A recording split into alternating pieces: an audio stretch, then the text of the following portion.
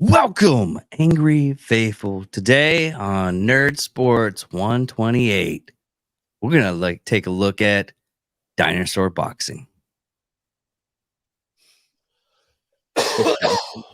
Yeah. This is hilarious.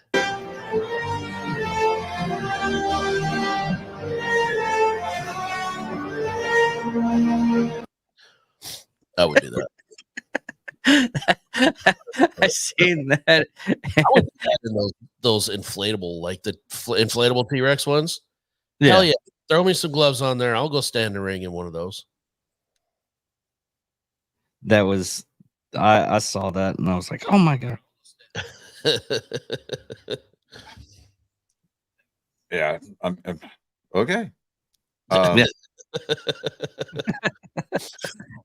All right. So It doesn't count as animal cruelty.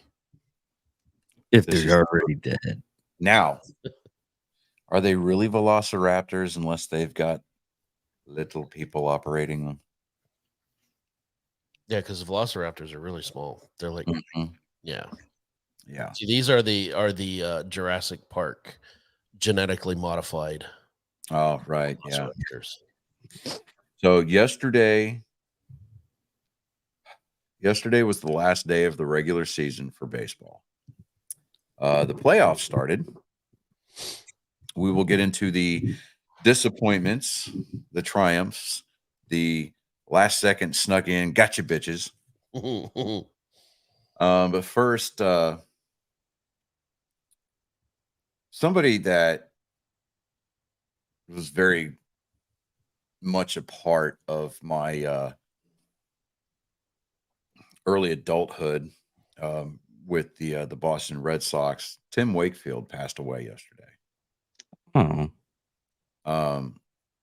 Yeah, today's Monday, so yeah, he passed away 4 days ago on Kurt Schilling's podcast without Tim Wakefield's permission. Kurt Schilling announced to the world that Tim Wakefield and his wife were both fighting cancer.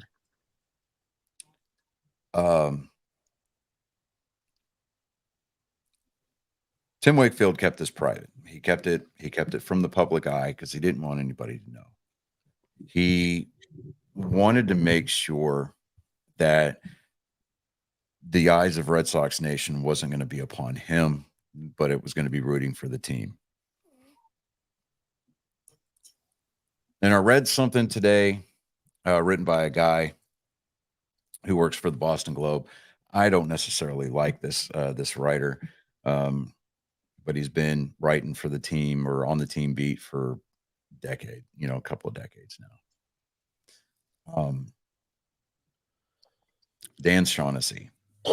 He is not liked by a lot of people in the Boston area, not liked around the country by a lot of Boston Red Sox fans. What the hell is going on with my microphone? Was like all tweaking out on me there. Okay. Anyway, so Dan Shaughnessy wrote, Tim Wakefield died Sunday morning. He died at the age of 57. It is at once shocking and impossibly sad. Just a few days ago, it seems, we were watching Wakefield's friendly face on NESN, which is the New England Sports Network, for those of you who don't know. You can hear my dogs in the background, and I'm going to scan each and every one of them. Promoting he was on NESN promoting the annual Jimmy Fund Telethon. Now, Jimmy Fund, for those of you who don't know, it's an annual telethon fundraiser drive that the New England area puts on to support, to raise money to support funding for the treatment of childhood cancer. It's been a big part of the Red Sox history, big part of Boston sports history for 80-something years. Okay. Actually, it's it goes back a long, long way. But it was always the Jimmy Fund with Tim Wakefield in it. I mean, Wake was always a part of it. And then came the shocking news, released against his wishes, that former Red Sox pitcher and was battling brain cancer. So as of October 1st, 2023, it goes down as one of the saddest days in the 123-year history of Boston's American League Baseball franchise. Now, Wakefield, a knuckleballer, won 186 regular season games in parts of 17 seasons with the Red Sox. Overall, he won 200 in the big leagues. He was a crucial part of the 2004 Red Sox, winning 12 regular season games and another one against the Yankees in the ALCS. His willingness to step forward and take the ball in a 19-8 Game 3 slaughter that was the selfless moment that enabled the Sox to forge their biblical comeback against the Bronx Bombers. But that's just the baseball part of it. Wake was always more than a ball player. He was a community pillar for his 3 decades in Greater Boston. He won Major League Baseball's prestigious Roberto Clemente Award in 2010. He was nominated by the Red Sox for that award 8 times. He hosted 1 million Jimmy Fund golf tournaments, said yes every time a worthy cause beckoned. New England loved him for this, and now we mourn. No one outside of Wakefield's inner circle was prepared for Sunday's devastating news. It is all very sudden for Red Sox Nation. Now, Tim's wife, Stacy, was already battling cancer when Tim started having vision problems just a few weeks ago. When he went to have things checked out, brain cancer was discovered, and he underwent surgery shortly after the diagnosis. The Wakefields chose not to disclose their illness to the public, but that plan went awry last Wednesday when former teammate Curt Schilling recklessly broke the news on his podcast. And in the hours after Schilling's outrageous violation of family privacy, the Red Sox issued a brief statement that read in part, their health is a deeply personal matter that they intended to keep private as they navigate treatment and work to tackle this disease. Tim and Stacy are appreciative of the support and love that has always been extended to them and respectfully ask for privacy at this time. 3 days later, we got the word that Tim is gone, and the Boston sports world is reeling. This feels like something when Celtic All-Star Reggie Lewis died while shooting baskets at Brandy's in the summer of '93. Reggie had endured a heart event in the '93 playoffs, but nobody thought that he'd be taken so suddenly. Not many Bostonians are old enough to remember what it was like here when Red Sox starter Harry Agnes, hitting .313 in his second Red Sox season, died in June of 1955 after being hospitalized with a pulmonary in May. Wakefield won the 2 World Series rings with the Red Sox and was part of 8 playoff teams. He started more than 430 games and pitched more innings than anyone in franchise history. That number came to 3,006 innings. He is a Red Sox Hall of Famer and planned to join his 2004 teammates in the 20th reunion of the '04 flag next summer.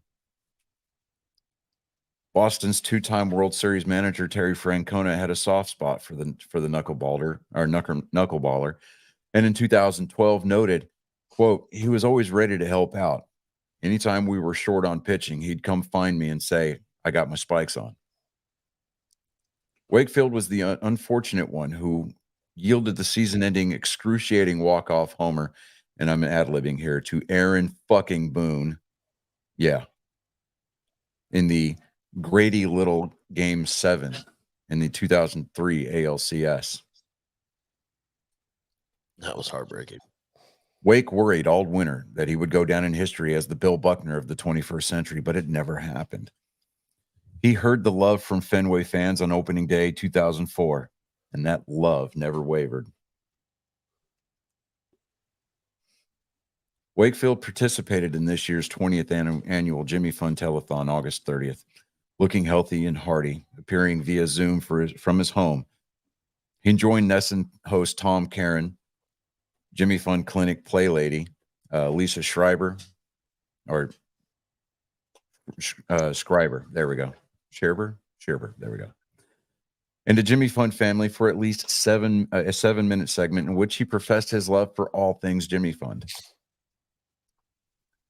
Sherber, who had been working with children at the Jimmy Fund Clinic since 1992, recalled, quote, "It was magic.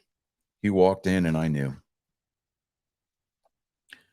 I always knew how important this is," Wakefield said during the telethon. "Seeing what the teenagers and younger kids have to go through, I knew they were in the best hands possible. And then I know that if anything ever happened to my two children, then the first phone call I would make would be to get them into Dana-Farber. I'm just honored to be on the air and to be a superstar of a supporter of the Jimmy Fund, and for years and years, I will always have your guys' back. That's for sure." That was a quote from Tim Wakefield. Now, before signing off that day, this was just the other day, Tim Wakefield made a $20,000 pledge to the Jimmy Fund on behalf of, quote, "my family." And at the end of the segment, he said, "Thank you guys. I love you. And I'll see you next week." Man, That's a tough one. That's a rough one. Especially to go that quickly. You know,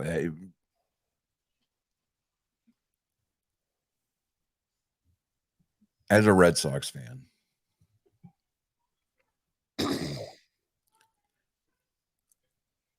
losing Tim Wakefield hurt.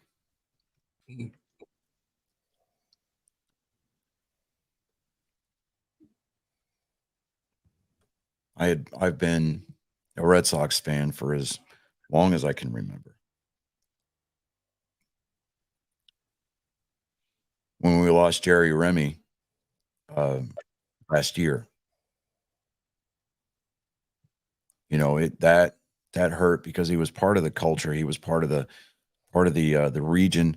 You saw him every day on the television broadcasts. I mean, Jerry Remy was a hometown kid, and it hurt. You know, I mean, actually, it was 2 years ago that we lost Remy, but my wife and I went up to Boston the week that I proposed to her. We landed in Boston the day after Jerry Remy died. When we took our private tour of Fenway Park, we got to see the bouquet of roses that occupied his seat in the television booth that has since been renamed the Jerry Remy booth. But losing Wake was hard.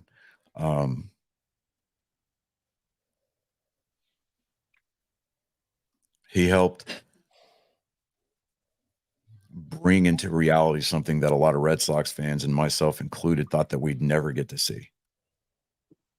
We never thought for a second that we would be able to see our team win the World Series.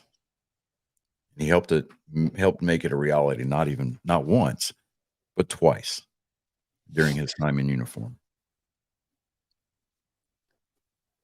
I firmly believe that if the Red Sox ownership group had a shred of decency within them, that one of the first things that they do next year is to put the number 49 on the facade at Fenway Park and retire his number, because of the things that he meant to this team in and out of uniform, on and off the active player roster. It's immeasurable. The only person that can really even come close to matching the level of importance and overall spirit of the Red Sox would be David Ortiz. I know that a lot of some of y'all might recall a couple years ago there was a failed murder attempt on David Ortiz's life when he was visiting home in the Dominican Republic. Well, you want to talk about Reddit, Twitter, Facebook. I mean, there was almost a mass mobilization of Red Sox Nation to go down and personally help the Dominican authorities hunt down the would-be killer, because you don't shoot Big Papi, right? Yeah. But it's just the fact that with Wake, it really, I mean, it came out of nowhere. Do I think that Curt Schilling was wrong? Yeah, absolutely. 100% out of line. Jason Varitek's wife, Catherine, on Twitter just absolutely teed off. And she, all caps, was like, that was not your fucking place, Curt. How dare you, kind of a thing. And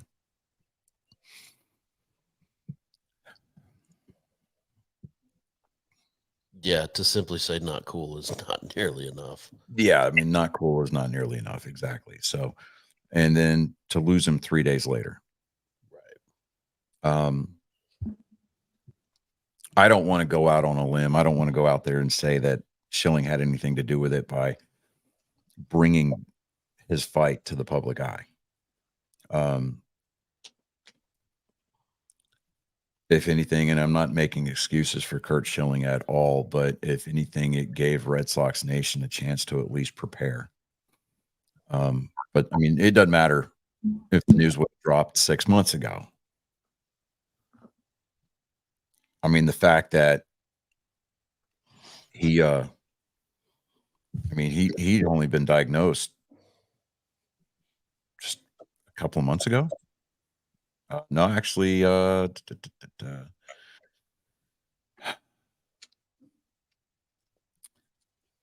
just a few weeks ago, having vision problems. That tells you that this was a very aggressive form of brain cancer. Yep. Because it wasn't all that advanced by the time. Well, it was advanced, but not to that point when he was diagnosed. Yeah. Means it just ripped right through him. Yes, I mean, the fact that he had brain surgery, that means that they'd went in to, at the very least, assess the size of the tumor, eyes on, try to excise some of it.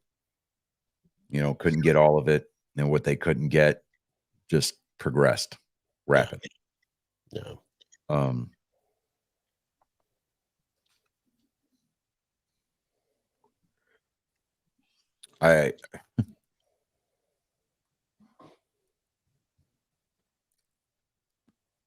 I tried very hard. I fought with myself pretty hard today, debating whether or not I was going to bring up Tim Wakefield tonight, just because of what he meant and what he continues to mean to Red Sox Nation. And you could almost look at it like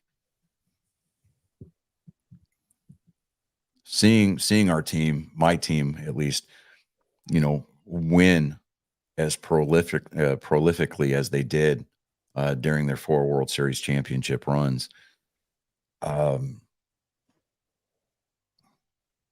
You can say it almost, it spoiled us to an extent. It really opened our eyes to the possibilities of what could be. It definitely elevated sections of Red Sox Nation to heights of insufferability that are usually reserved for New York Yankee fans. But Tim Wakefield was like, he was just there. You almost kind of took him for granted because of the fact that you never expected him to go anywhere. It's like Dale Earnhardt Sr. Heroes aren't supposed to die. But it's just a stark reminder that, the reason why baseball is perfect is because we get to sit and we get to watch imperfect men playing it.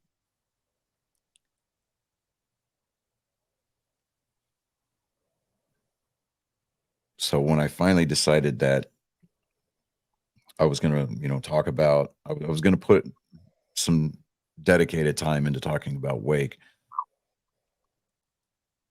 I really couldn't come up with the words that would have for me at least, felt like it brought a sense of clarification for our listening audience, or at the very least would have made me feel better.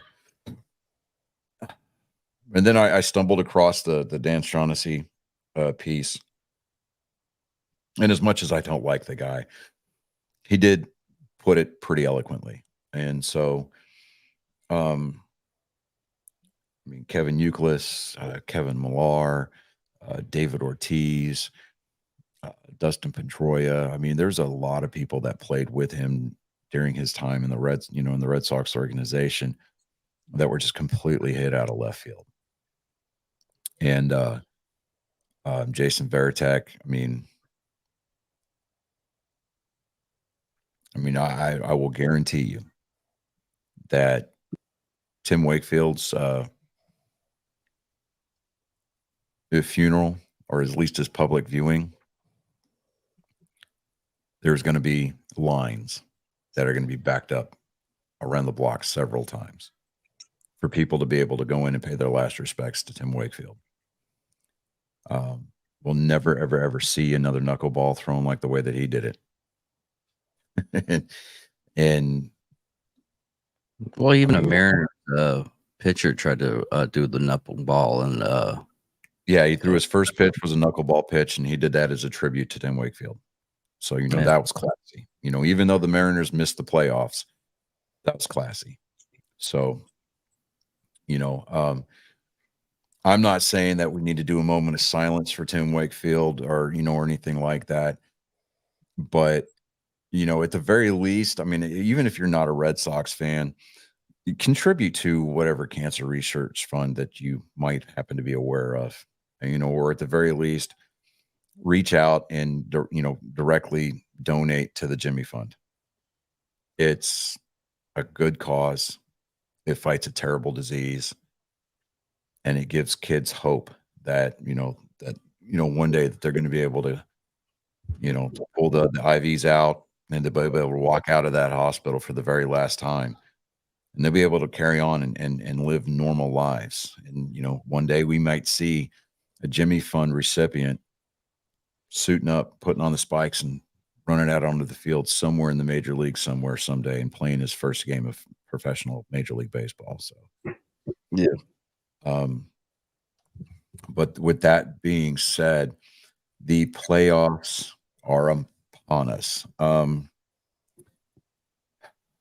going to address the elephant in the room, Chris. Listen, I'm not really broken up about it. Yes, we didn't take the pennant. Okay. I will accept that, especially looking at the record. And it came down to a tiebreaker. It did. It came down to a tiebreaker. Now, that being said, the broadcasters for the TV, for the TV side for the Rangers, man, I'm just saying, dude. Drop the motherfucking ball on that one. Yeah, yeah, they did, but we are. Tell me you're not bitter without actually telling me that you're bitter. They were on air and outright accusing the Diamondbacks of rolling over and playing a soft roster for the Astros. Yeah, come on. Because first off, it is not the Diamondbacks' responsibility to make sure that the Texas Rangers won their division. Exactly. That was on the Rangers and the Rangers alone. Listen, if they hadn't have fallen apart after the All-Star break, we wouldn't even be having the conversation.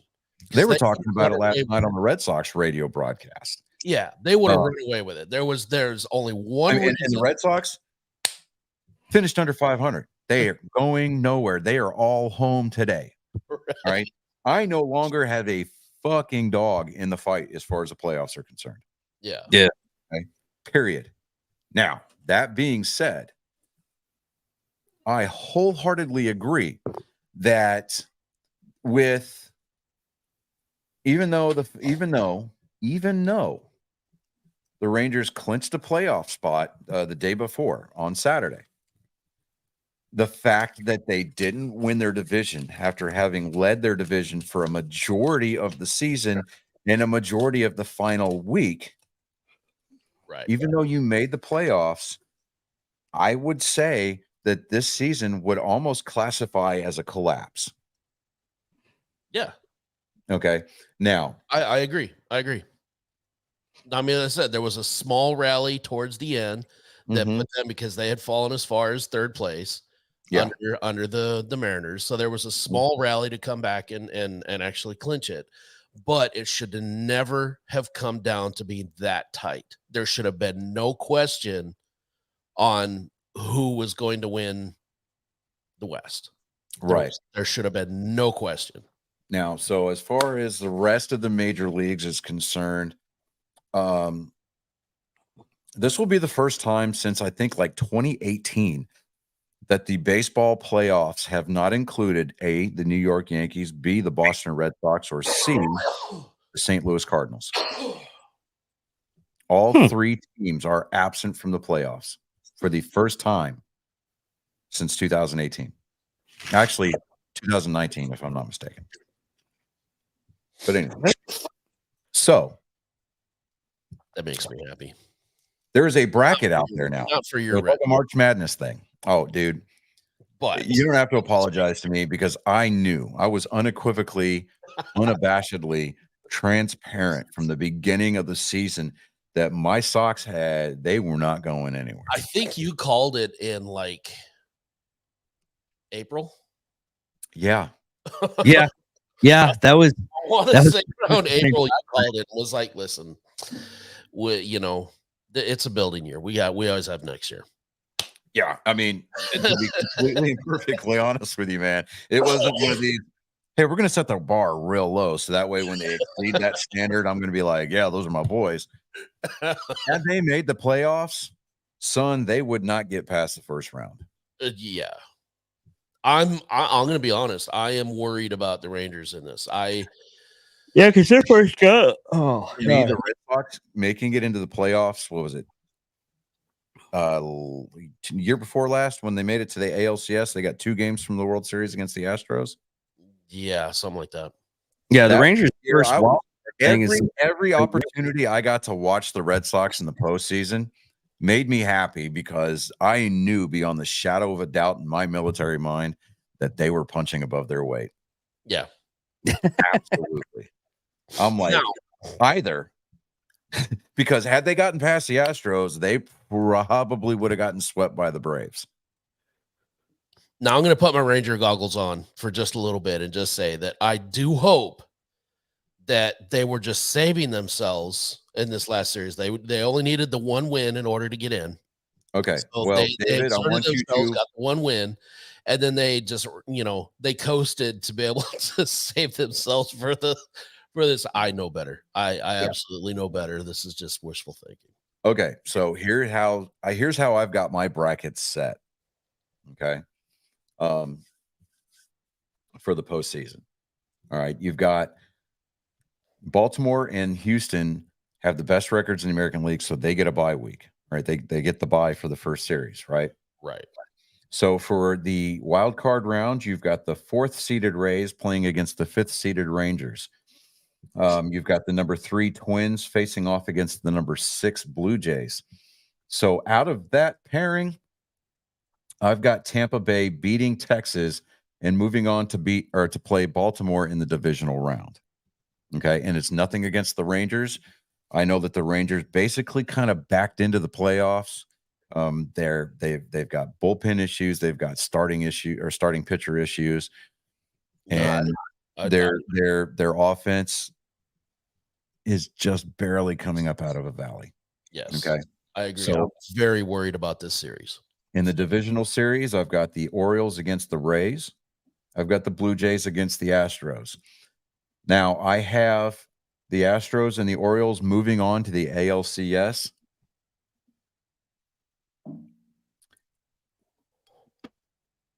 And, here's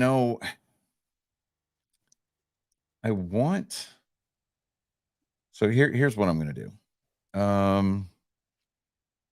Let me pull this up here. No, Dave, I'm pulling up my bracket here.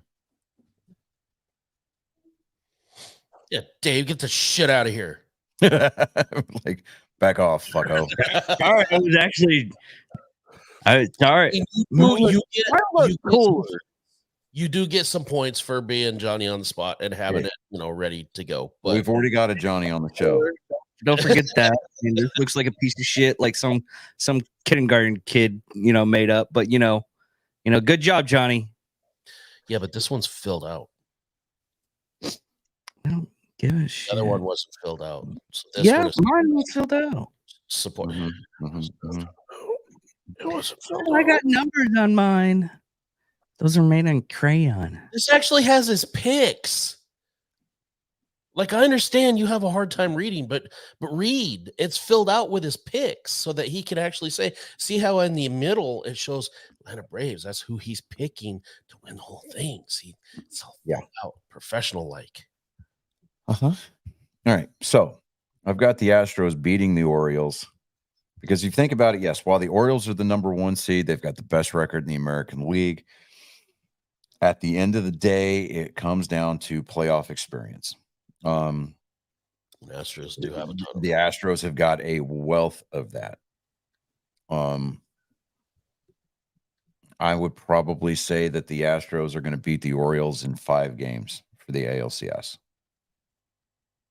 They're going to advance to the World Series. Now, for the National League, we've got Atlanta and Los Angeles, opposite coasts.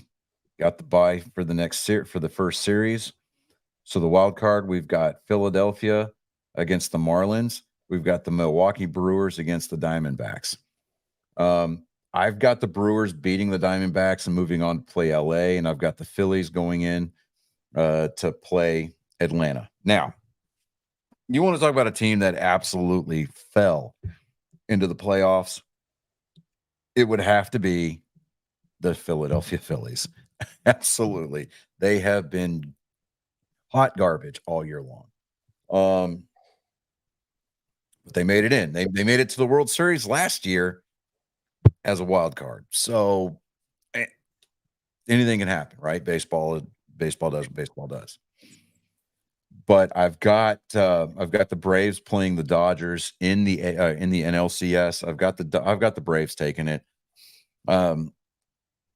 If the Braves can stay organized, if the Braves can stay consistent the way that they've been for most of the regular season, there's a little bit of question as far as their starting pitching is concerned. But I think that their offense and their bullpen will definitely pick up that slack and fill some holes that need to be filling there. It's going to probably take 6 games for the Braves to overcome the Dodgers.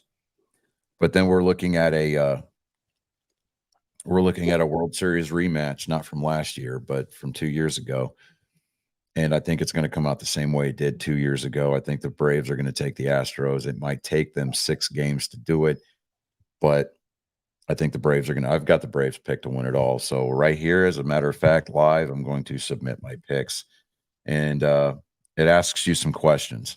In addition to filling out your bracket, you must also predict the number of games that will be played during the 2023 World Series. I said 6, so I'm going to go ahead and say 6. Tiebreaker questions. How many total home runs do you think will be recorded during the entire or all of the 2023 postseason series? I'm going to say 34. Interesting. Even though the Braves set a single season franchise record for most home runs in a single season, you know what? I'm going to do this. I'm going to say 41. I'm going to say 41. Actually, you know what? I think Tim Wakefield will have something to say about that. There'll be 49 home runs hit during the entire postseason. So there you go. How many runs do I think will be scored during the entire 2023 World Series?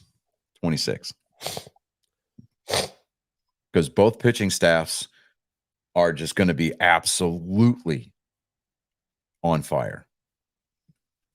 I think they're going to be low-scoring games. It's going to be very defensively minded, which is another reason why I think that the Braves are going to come out on top. I think they've got just a little bit better of a defense than Houston does. And, defense wins games, hands down, 100%. So, and we're gonna go ahead and put my name in here.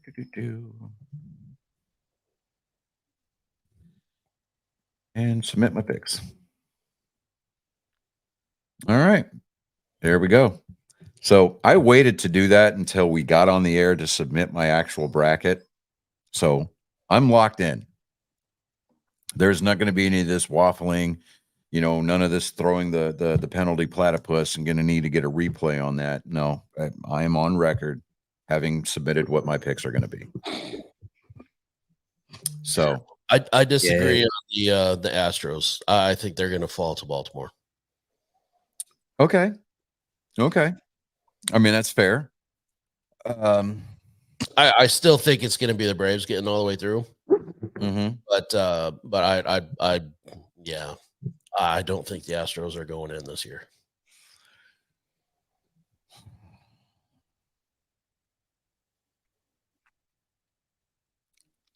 If they do, I'm going to try everything within my power to get to at least one World Series game so I can check that off the bucket list. Oh, hell yeah. But, and I would love to be wrong. Do not get me wrong. I would love to be wrong, but I just think that nobody has anything for the Braves this year. Yeah.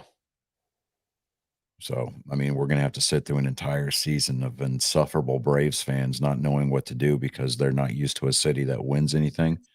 Oh, God.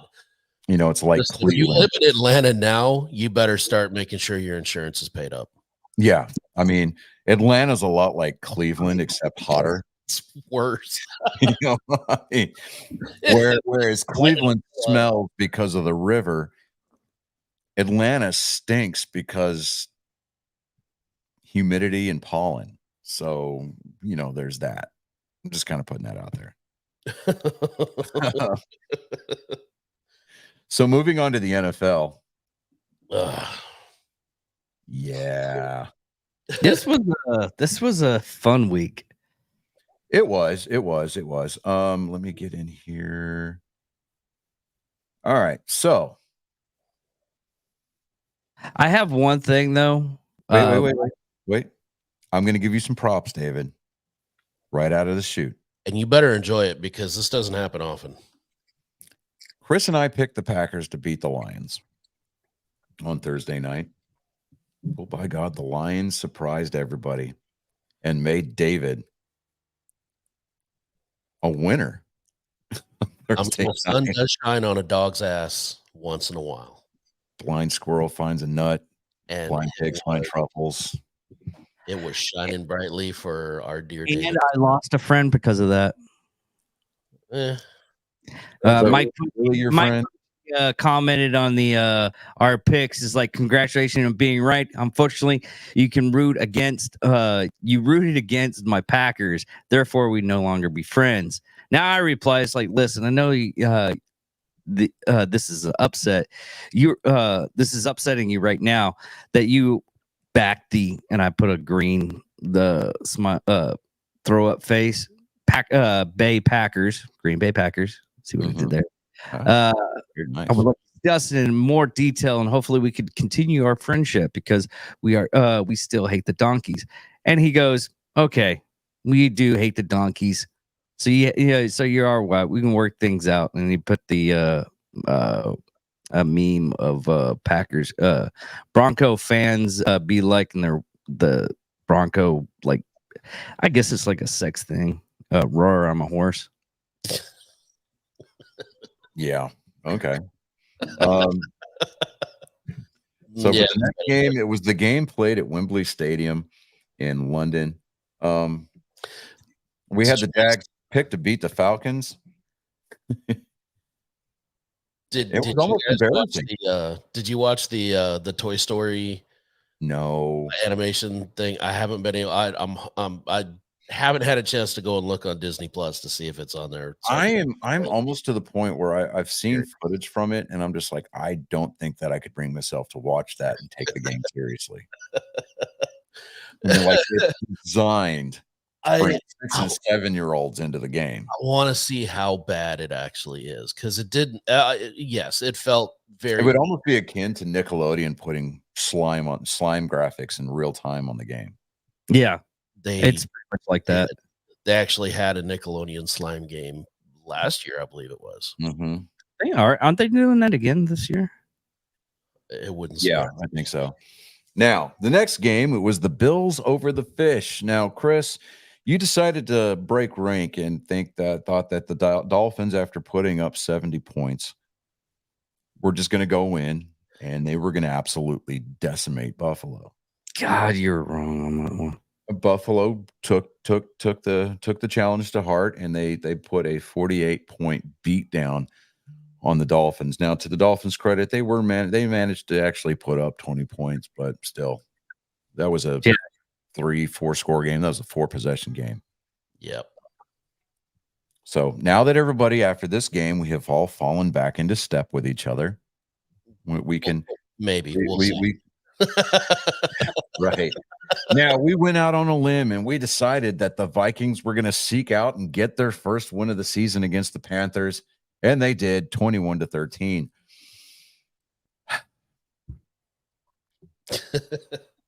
The next game. Yeah. This was See, this is why we don't pick either one of these teams to win, because they always fucking disappoint every time. every damn time. Now, my only thing is how can you fuck over 28 game lead in the last quarter? It's an NFL tradition. I mean, because it keeps happening. I found the bear in Saturday Night Live skit with the bear fans. mhm. I found that and they were doing the whole we're going to return all of our stuff, our bear mugs, our bear hats with the ears, Mhm. and it got deleted, so I can't put We it can up. keep our old style beer. We will never. We were always go. Our We'll never. reboiled hot dogs left over from the Cubs. Yeah. Oh my God. Chicago Soldier Field in Bears games is probably the only place where White Sox fans and Chicago Cubs fans could coexist and commiserate in unified misery. Yeah, that's true. Just, dude, it's so horrible. Now, moving on from there, the Donkeys did manage to win, by the way. Notice how I didn't spend a lot of time focusing on that. Yeah. Because, Broncos country, let's ride. Don't forget your strap-ons and put your pegs. Put your little plugs on the back of that saddle there, guys. Yeehaw. All right. 3 points over the Bears. Like, that's Yeah. Come on. I mean, that was the weekly exercise in futility. Yeah. Irrelevancy. Now, this one hurt. We picked the Browns to beat the Ravens. Why? I don't know. Our gut feeling said to go with the Ravens, but for whatever reason, we decided to go with the Browns. This is why we don't put money on these games, because Yeah, this is why we don't put money on these games. Absolutely. 28-3. Oh, that is. But you know what? I'll take that one. Now, the game after that should have been the lock of the week. But something started to stir around Houston. A storm, if you will. There was news reports. There were sightings. There was confirmed presence. J.J. Watt brought his family to H-Town this weekend to be inducted into the Ring of Honor. You know, I don't care what it is that J.J. Watt's trying to motivate me for. If that dude comes in and he starts giving me a speech about dedication, honor, camaraderie, esprit de corps, by God, I'm going to run through a fucking brick wall for that man. yes, I am charging hell with a bucket of water. Bucket of gasoline. You kidding me?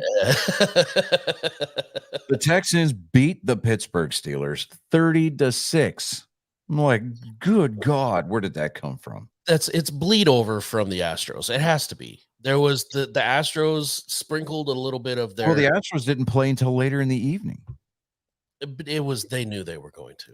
They knew they were going to get it. I know that, but I attribute that game to the JJ Watt factor. That is all that was. Yeah, JJ Watt that makes factor. That makes sense. It's a fluke. I'll give you that. I mean, I'm willing to write that off and send it to my congressman as a tax expense. Yeah. Like, Jesus Christ, Ted Cruz, I know you're a Cowboys fan, so can you help me make this make sense? Next on the docket, we had the Rams beating the Colts. That one happened 29-23. Moving on, we had the Saints over the Bucks Again.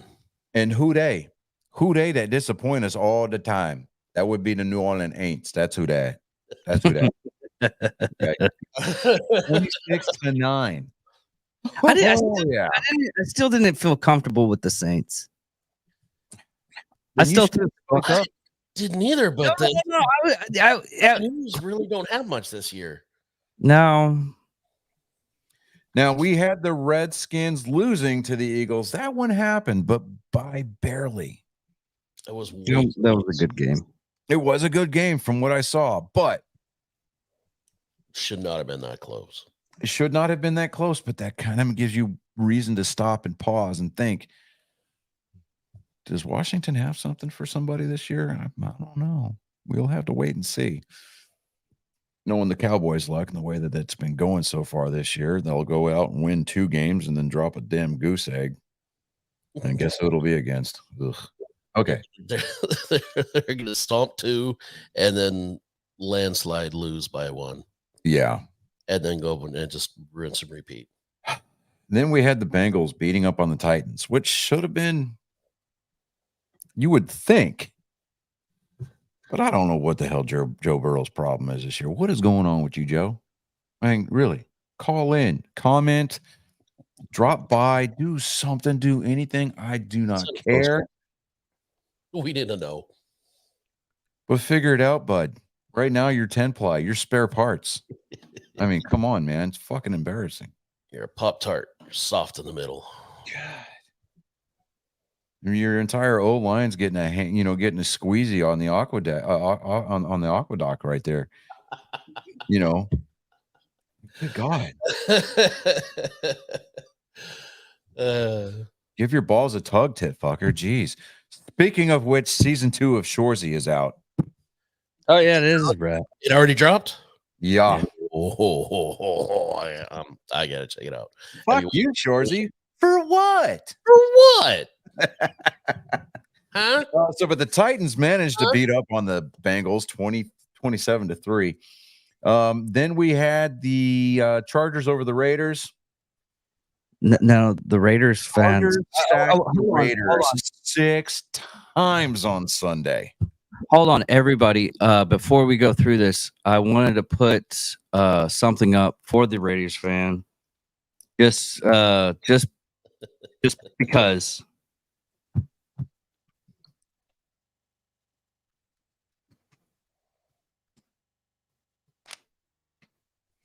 Did you hear that elbow? Those were both of my elbows. Is that what happened?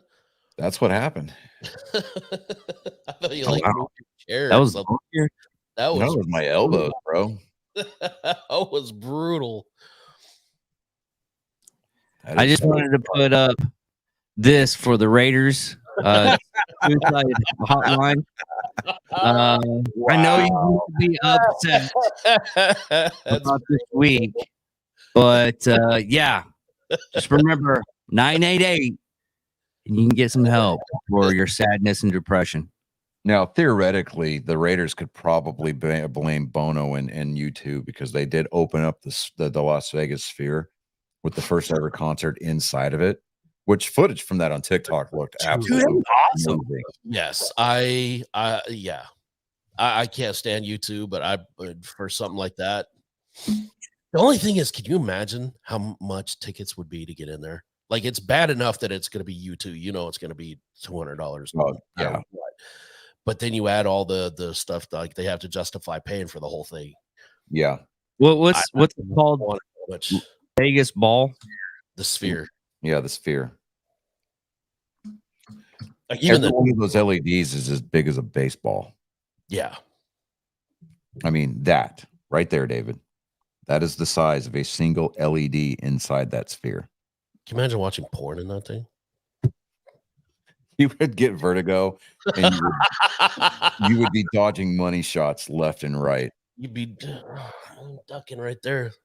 I mean, all right. So like, Like that episode or no, did you ever play the Stick of Truth from South Park? Not bad. You have that one part where the underwear gnomes shrink you down and you're having to crawl across the bed while your parents are screwing. yeah. It would be just like that. I guess they have constant shows because the tickets aren't that bad. Well, it's the headliners. Yeah. Now, unless they're doing a residency tour, but Yeah, I mean these are the tickets right here. 69 to 200, so it's not that bad. I guess it's just a That's just a regular show. That's not, yeah, that's not even a concert. yeah, that's not a concert. I mean, think I of this as maybe a glorified You get planetarium. But yeah, watching porn on that, I'm like, oh my God. That's It is. order. Good God, you would drown. Wars.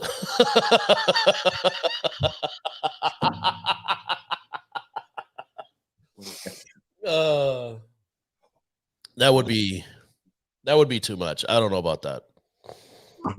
Like that, you're gonna see angles and wrinkles and shit from perspectives. or butt pimples. Oh, I know, right? Fuck. Like you can put makeup on and cover that when it's on your phone, but on a Yeah. screen that size, there's no hiding from it. No, there's not.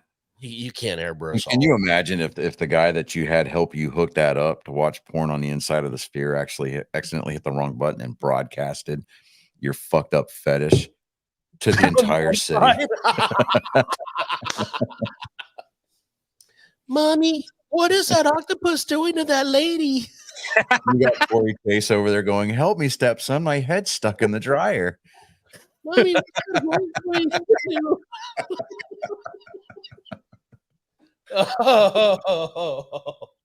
So Bill Belichick decided that he was going to bring his team down to Dallas to Jerry World and the Dallas Cowboys. Mac Jones got benched before the first half was even over. The Cowboys embarrassed the New England Patriots 38-3. You'll love to see it. Not for nothing. That whole if you actually watch that whole game, there were so many it was pretty much on both sides. The reason why the Cowboys didn't score more points is because the offense right now is just a tiny bit on the inept side. Yeah. Because I'm surprised the actual point spread was that large only because there were so many interceptions on both sides. Yeah. I mean, it was a good That's game. control, man. And If you want to give Cowboys Nation, if Dak Prescott wants to give the Cowboys fans a chance to rewatch a Super Bowl victory on something besides VHS, he's going to have to bring those interception numbers down by a lot. Oh Yeah. God, yes. Because dude. And they didn't score that many points until like the third quarter. It was a pretty damn good game until like the third quarter. Yeah, I mean, after halftime, Cowboys came out. I mean, they kind of played like a team possessed a little bit, but I mean, like, seriously? Yeah. Come on, man. But moving on, we had the 49ers beating the Cardinals. That happened in a big wave. 49ers advanced to 4-0, 35-16 over Arizona. No surprise there. Yeah.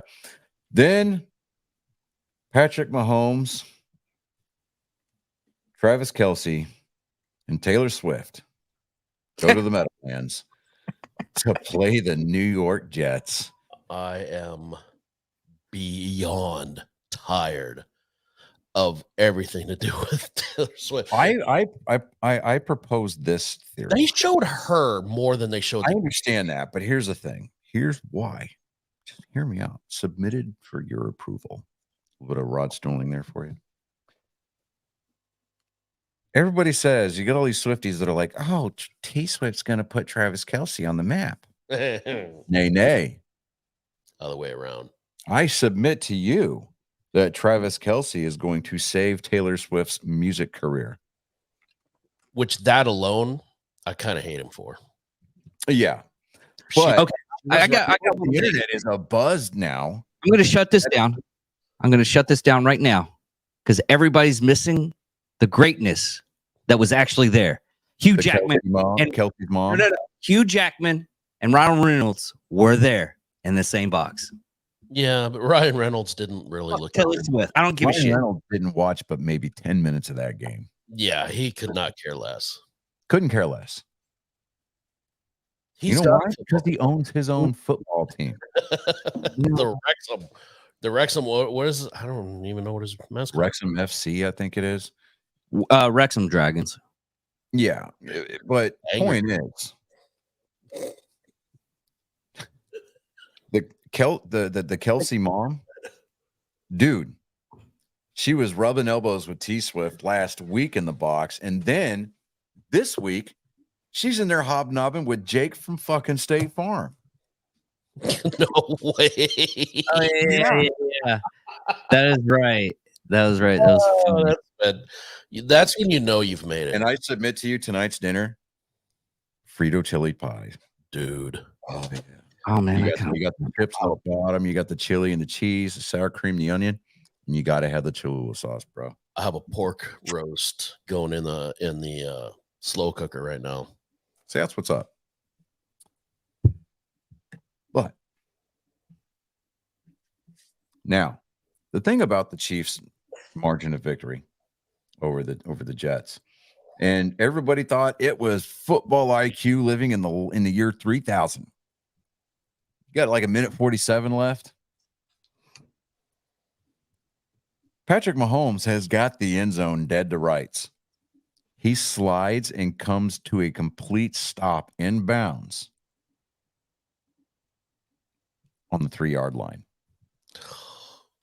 and cost gamblers and books all across the world and in Las Vegas close to about, I think it was $80 million. Oh man! Yesterday, last night. Jesus. For the spread, $50 million worth of sports bets were placed in the U.S. alone for the Chiefs to cover the spread. Oh, they did man. not. No. Because Mahomes decided he was going to stunt on everybody that bet on the Chiefs to win. Wow. I think that was like the highlight of the damn game. Be like, you got it, psych. And then, of course, everybody was just kind of like, oh, great. Because T Swift took out all the, she went to dinner with Blake Lively, Brittany Mahomes, which is Patrick Mahomes' wife, and then a couple of other players' wives, including Travis's brother's wife. I cannot remember her name. They were all there. They all went out to dinner. She was hobnobbing, and it was like, wait a minute. At this point, you're a girlfriend, right? That we know of. Because NFL wives usually try to stick together and they kind of push the girlfriends out until they become wives because it's like, we don't want to let you into that inner circle. Yeah. It's like you got to earn your way in here. But it's T Swift. So I don't really care. Exactly. If anything, if T Swift was still just a girlfriend, it's like, okay, oh, great. We're sharing a box of T Swift. Ooh, hey, selfie for the IG. There are some things that just still should remain sacred, like only men being in the infantry, stuff like that. Right. Not lowering the standards for Ranger School, stuff like that. I think that the Players' Wives Club needs to remain one of those Freemason, type societies. There's a secret handshake, and you got the History Channel doing like a documentary on it, and they get it horribly wrong. Because it doesn't matter how much you pixelate and mask the voice of the person who comes in and blows the whistle on everything, that person's going to end up dead in a ditch somewhere out in the middle of Nebraska somewhere and not be seen until harvest time next year. Right? It's a harvest. I mean, and that's only because the combine's making that turn, and said person gets caught up in the blades or something, and it just brings the whole thing to a stop because they can't cut through bone. They gotta disassemble the entire PTO just to dig them out of there. Yeah, exactly. Fucking kid into the tractor again. Yeah, it's like, damn it, Bobby. Now, what I did see, Donald Trump was out making his rounds through the farmland. I think earlier yesterday or today. Went out. Some guys working the field with his combine. Donald Trump he goes and autographs the side of dude's John Deere combine. Dude, that's great. Yeah, I'm never watching this on a video. tear, dude. He has absolutely just unleashed the vocabulary for what you would consider for a presidential candidate. I mean, he's dropping F-bombs like crazy, dude. It is magnificent. Just once, I would love to see somebody get elected, go into the White House, and something happens either overseas and it really kind of threatens our interests, or something happens here and it's a threat to national security or our sovereignty. And he goes up on the podium and he's like, I'm going to say this one time to the offending party. And he's got to use the knife hand. Pull your head out from your fucking ass, or I will rain fire upon you. Okay? Right. God bless America. Good night. How much more epic would it have been on 9/12, and you see Bush on the pile, and when he's addressing and all the credit, how much more epic would it have been if he would have dropped an F-bomb right then? Oh yeah. Listen, fuckers, all you fuckers that did this, we're fucking coming. I can hear you, and soon the people that brought these towers down are gonna fucking hear you. Right? That would have been perfect. Come on. You can't tell me that that's not warranted. That would have been wildly appropriate. Mm-hmm. And dude, the chance of USA would still be heard. Oh, hell yeah. There would have been a tangible blanket woven over Manhattan, and it would still be hanging out in space to this day. Hell yeah. All right, so let me get a hold. Throw it up on the screen. Let's see what we got. Yeah. We're throwing the real one up there, David. One. Not whatever No, price. I'm not going to talk about NASCAR yet. All right, because we still got to do our picks. Even though it's going to be tough to do because Seahawks still have to play the New York Football Giants. we're done with the picks with the exception of tonight's game. Correct. Yeah. Well, except for next week's picks. Yeah, we got to do next week. But I bring to you from the depths, from the smoke of obscurity and the fog of war from last week, where he was sadly missing. Oh, Like the prodigal son, he has returned. rising from the ashes like a phoenix. Rising from the ashes like a phoenix. Oh. Ooh. Bring forth hints, Mr. Producer. I bring to you, ladies and gentlemen, after a week hiatus, Colin. What's up, bud? Hi. I built you up, dude. We're talking like rising from the ashes like a phoenix from the cloud of war, and from a week hiatus, and it was just a deep epic. You could hear the war horns. It was like, I mean, Warrior it's in like the distance. Valhalla was crying out because it was missing a warrior. So, Hey, like, Hey, how's it going, everybody? Are y'all doing good? I'm so happy, guys. look at that. You can fit so much in there. It's, Speaking of which, okay, so so exciting. I decided to throw a little, little snap tight kit for an F-14 together. there you go.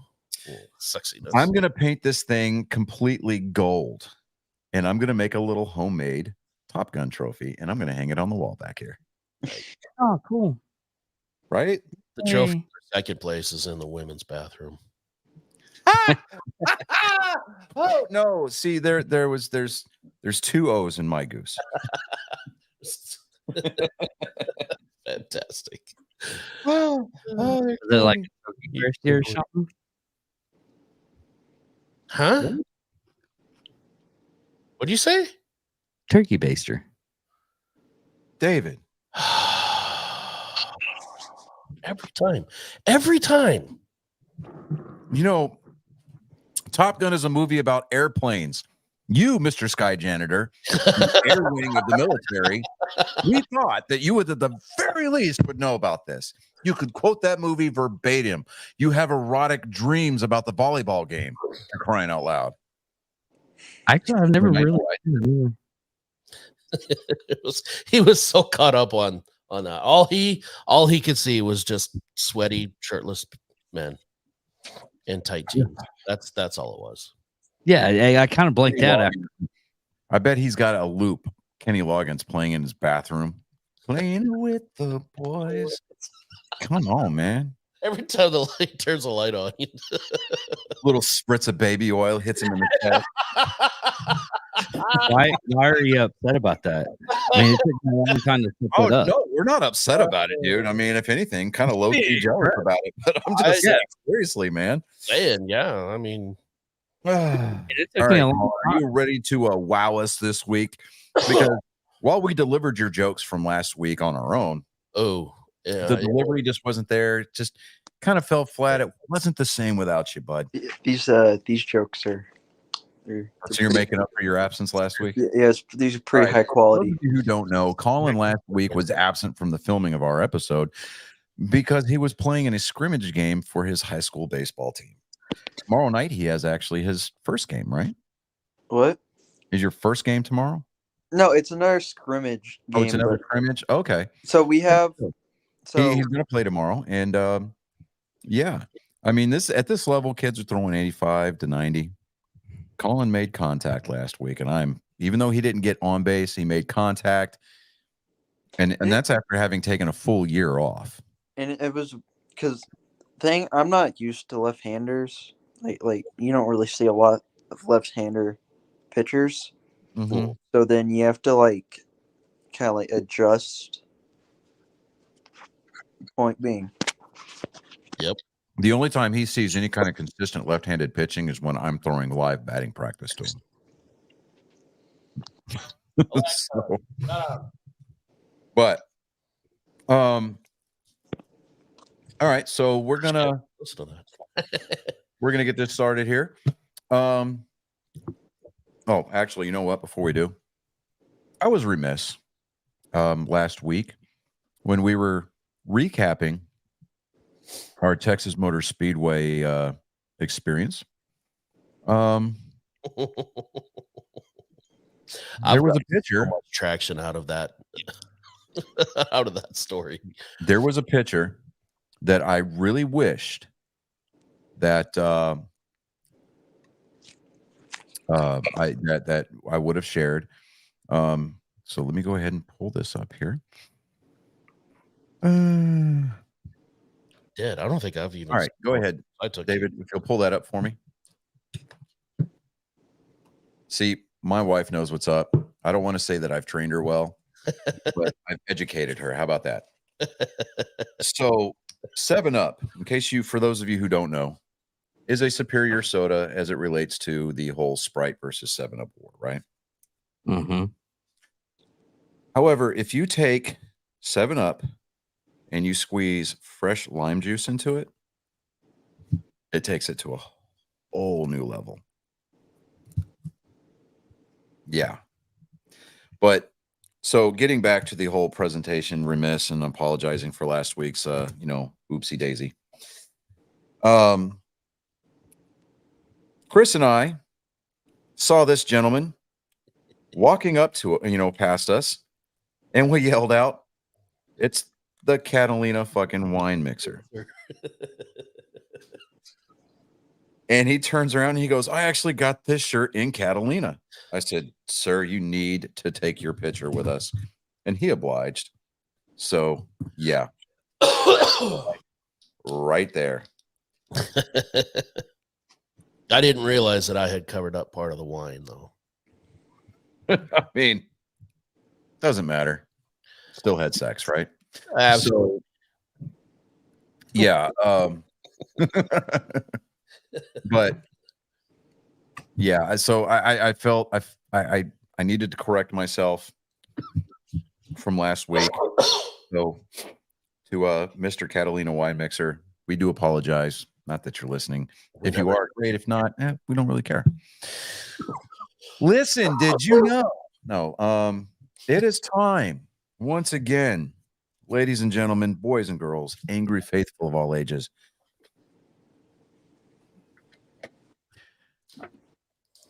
For the sound of thousands of souls crying out all at once. Suddenly there was silence. There was a disturbance in the force. And from the furthest reaches of the outer rim comes the lone remaining Ronin Jedi, the survivor of Order 66, the one who told Yoda to get fucked and stay fucked, the one that made the third sister question herself, and the ninth sister shat in his own armor, the one that caused the chosen one to run away and ultimately turn on the Emperor. Ladies and gentlemen, boys, girls, and angry faithful of all ages, I bring to you my genetic code. The midichlorians are high, and the morality is low. The ability to question yourself and whether or not you should be listening to this with the Bible in hand and a full gallon of distilled holy water. Ladies and gentlemen, I give to you this week's edition of Joke Time with Colin.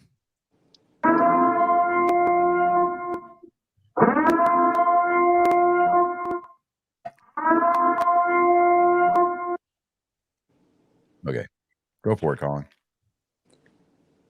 What do you call a nurse with dirty knees? The head nurse.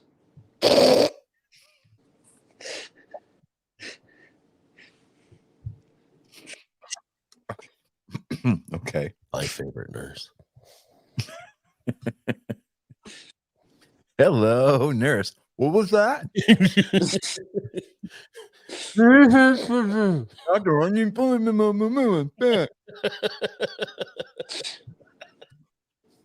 That's a good one. Okay, Solid sorry. start, Colin. Solid. Go ahead, Colin. What is a priest's favorite sport? Golf, because most of the holes are under 18. Oh no. Ooh, that was good. Oh no. Oh. Wow. Ah. I was expecting something about small balls. Yeah. Nope.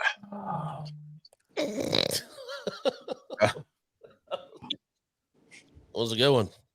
That was a good one. There's something about balls not dropping.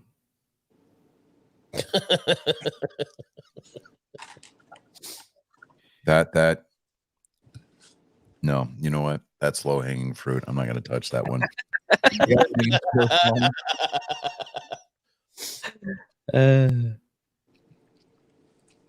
What? You got one more? Oh, You got one more? No. What? Okay. Yep. Oh man. Ooh. So you Dude, got 2 weeks. I- You got 2 weeks. I got your text when I was in the shower, and then I didn't see until I got out of the shower. So it was like I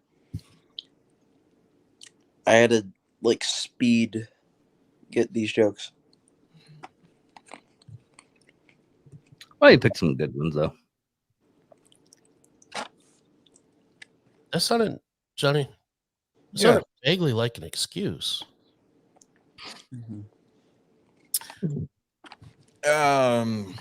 Vaguely, it was kind of getting close to. Well, I tell you what, Colin has a 4-day weekend this weekend. So, programming note, we are going to be recording next week's episode on a Monday, where I will have Colin live in studio Ooh, there we go. on the same shot that you get to see my smiling mug in. I got to work Monday. Damn it, man. I mean, y'all can record. I can give you all the stuff and everything, but What time do you go in? 7:00. Okay, we can record before then. Yeah, we just want to do a 2-hour episode. In the morning or in the afternoon? Afternoon. Yeah. Okay. And I have to get everything set up. I leave at like 5. Okay. And So y'all can record. I'll give you all the stuff. It's a 12-hour shift, dude. okay. All right. Just make sure that you brief me properly so that way I can control everything from this end. Yeah, no problem. Okay. So episode 129 will be brought to you sans David Pantalones.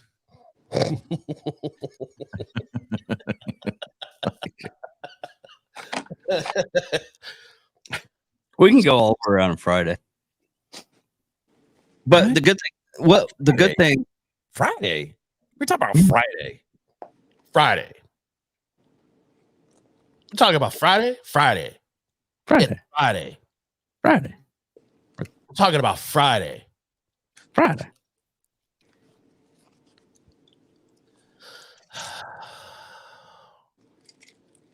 I understood you, Johnny. I know what you were going with. I understood that reference. Thank you. Thank you. Okay. Moving on to NASCAR. We still need to do our picks. Oh, yeah, that's right. Thank you for reminding me. Look at Chris with the save. The quote unquote Jacka on the spot. All right. I'm looking at the the teams that are going against each other for this week. I can guarantee the 49ers are going to win. Why? Because they're not playing? No, they're playing the Cowboys. Oh, yeah. Yeah, that's right. Nah. We'll cross that bridge when we get there.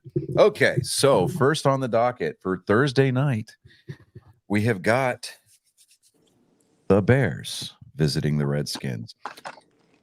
You know, just for shits and giggles, because, you know, I learned my lesson by picking the Bears for last week. I'm taking the Redskins over the Bears. Yeah. Good on you on that one. All right. Next up, we've got the Jaguars at the Bills. We're taking Buffalo all day long. Yes. Wow, that's going to be a painful game to watch. Well, no, I'm not going to say it's painful as it's going to be a blowout. It's going to be a barn burner, but the Bills are going to come out on top on that one. Yeah. What seemingly is the resurgent Texans visiting Atlanta. No.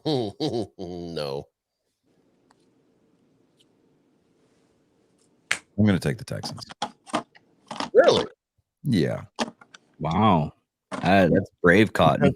They got that glimpse of what it means to play meaningful winning football. So they know what it means now.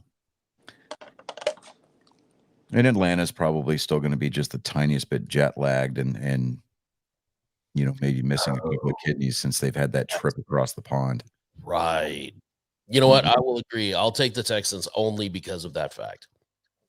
Because I don't think they're still going to be recovered after that trip. No. Yeah. literally the only reason I will take it because Trevor Lawrence's strap on still going to be lodged firmly in the backside of the defensive line for Chicago of Atlanta anyway. there's no other reason why you would pick the Texans. Mm-mm. No other reason. I mean, not unless they were on a bye week, in which case you pick them to not lose. Right. Texans go on a bye week, and guess what happens? CJ Stroud gets a non-football injury, and he's out for the rest of the season. That doesn't happen in like the first game ever. Blows his knee out while checking the mail. Right? Where he has an Anton Yelich type injury where he gets crushed to death by his Jeep Cherokee. Right. Now, in no way, shape, form, or fashion am I making fun of the late, great Anton Yelich. No. The man was an icon. He was the new Chekhov, and he was probably one of the best Chekhovs Yes. since Walter Koenig. But He was also fantastic in Odd Thomas. Oh yeah. this was great. Yeah. I'm taking the Lions over the Panthers. Mm. Nope, I have zero faith in North Carolina. Mm. Or in Carolina, I rather. have zero faith in the Lions, too. That's the problem. Well, see, Jared Zero Goff has faith in actually both. got these people believing again, and this man can play football. I don't care what anybody says. He can play football. Yeah, but you got 63 other people on the But team. yeah, I mean, yeah, okay. Okay, so Matt Stafford went to LA and he won a Super Bowl that year. Well, guess what? He had an offensive line and Von Miller and Aaron Donald playing on the other side of the football for him. They won that Super Bowl. Matt Stafford didn't. Right. Jared Goff, who was leading that team to a kind of like a winning culture, all of a sudden, oh, you're going to get a 1-1 swap. Or you're going to go to Detroit. We're getting their guy. He's like, all right, okay. Stunk up the joint for the first couple of games until he started getting the offensive line and the receivers behind him. When they started winning games, started giving people a reason to brave downtown Detroit, to brave the sports district, to go to Ford Field and actually start paying for their season tickets. Ford Field is starting to fill out again on a regular basis because of Jared Goff. I'm not saying I'm going to go out and buy myself a Detroit Lions jersey by any stretch of the imagination. If I do, it's going to be a hoodie sweater or just a regular sweater, and that's only going to be because I'm doing a Tim Allen impression. Yeah, painting smock. Okay, I'll go along with it. but I have less faith in the Carolina Panthers. Yeah. The I will Carolina go along Panthers with have not been relevant since Cam Newton, and that is saying something. I'm not talking about the second coming of Cam Newton before he started wearing all those funky ass hats and, you know, wearing metrosexual clothes to the stadium. I'm talking about Auburn University. Hey, I'm Superman Cam Newton. You know, back when the league didn't have an answer for him. Yeah, back when that meant something. Right. Moving on. I go with that. We have the Titans at the Colts.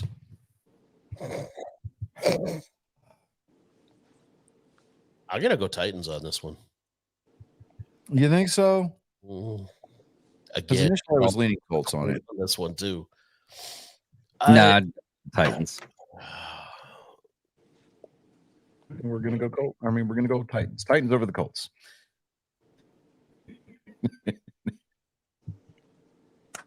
The New York Football Giants are gonna take their talents to South Beach, and they're gonna go to the Hard Rock Stadium, and they're gonna get decimated. They're gonna get obliterated.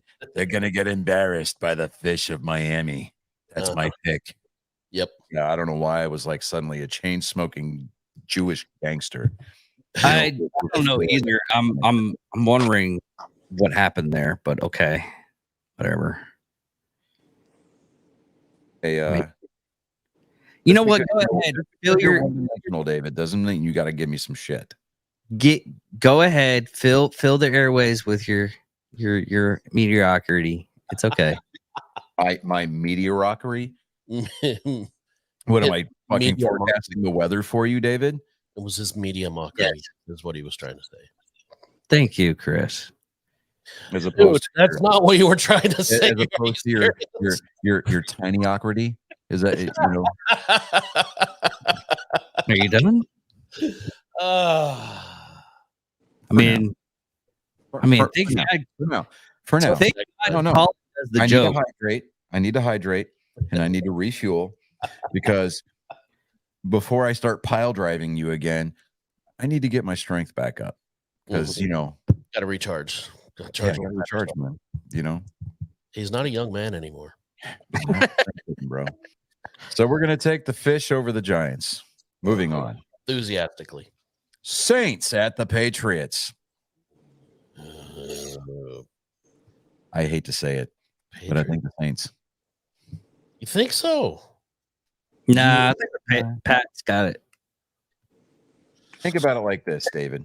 Okay, their starting quarterback, Mac Jones, came down to Dallas and got benched in the first half because he was horrible. Their backup quarterback did not fare much better. Their offense right now is an absolute shit show.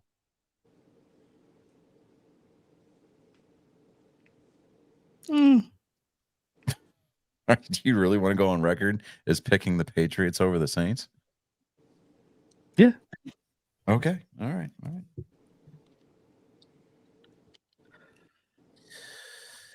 I think the Patriots is still better than freaking Saints. On any given day, yeah, but at the current moment, at this particular juncture, let me try to do this here impression here. But be prudent, especially at this juncture, to pick the Patriots. You just can't do it. All right. Lockbox. Pizzles and stone now. All right. Yeah, We got the Ravens bad taste in my at mouth. the Steelers. I know. Monica Lewinsky said the same thing. Why she doesn't vote Democrat anymore? We've got the Ravens at the Steelers. Baltimore, I am not going to make the same mistake 2 weeks in a row. I am taking the Ravens over the Steelers. Yeah. Yeah, this is one of those games just like you don't really care who wins or lose. You don't Now even we've got the Bengals at the Cardinals. Now, ideally, you would think on paper, I'm taking the Bengals. But with the way that the Bengals have been playing and with the way that the Cardinals have been playing, I think I'm going to pick the Cardinals this week. I think so. Bengals have let us down times already. Yeah.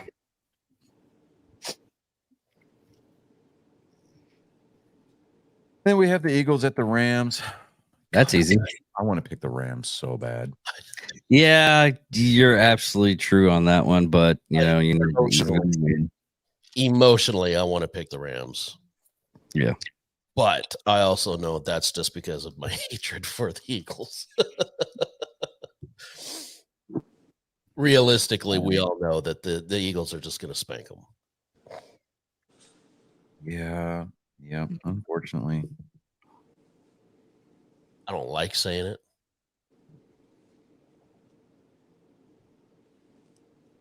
And then we get the Jets, the Jetss, Jets. They're going to the Mile High City to visit the Donkeys. This is the official Angry Me pick, or the Angry Me who gives a fuck game of the week. Yeah, pretty I'm much. taking the Jets on this one. Oh, yeah. That's a no-brainer.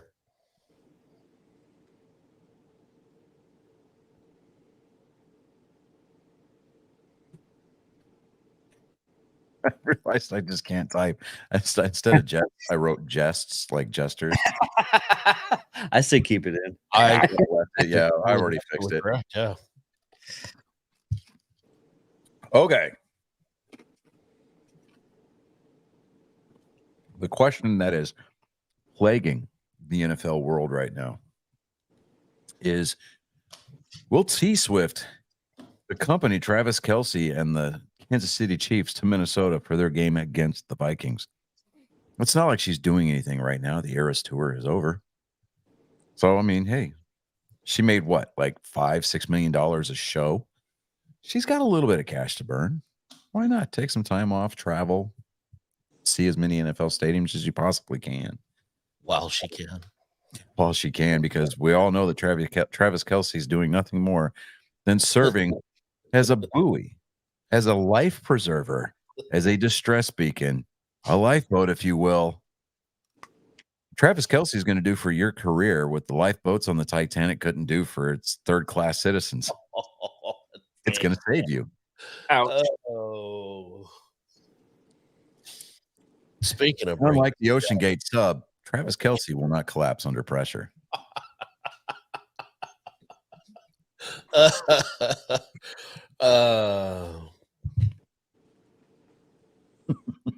That's I like that. I do like Yeah. Do you? Okay. I'm thinking Chiefs over the Vikings. Agree. Yeah.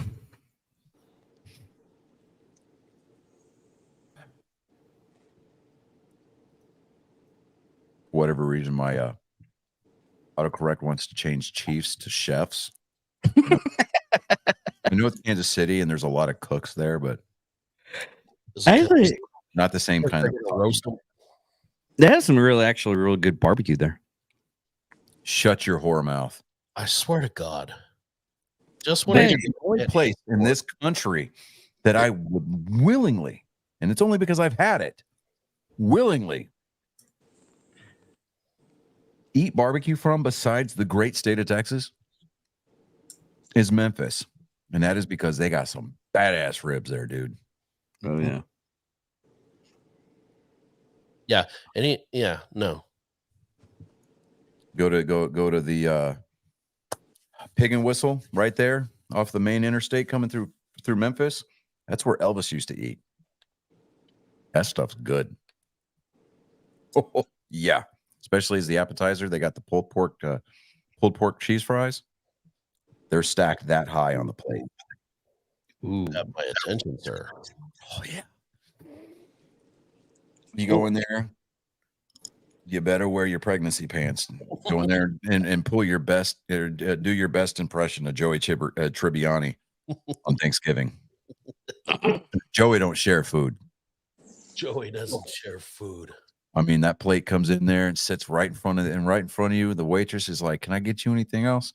And you don't even hear because you're looking at that plate, salivating, going, "How you doing?" All right. I mean, you go to try to unbutton your pants to give yourself a little bit more room to fit all that food in, and you can hear Ross in the background.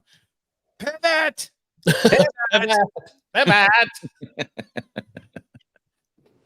All right. So, what I am sure is going to be considered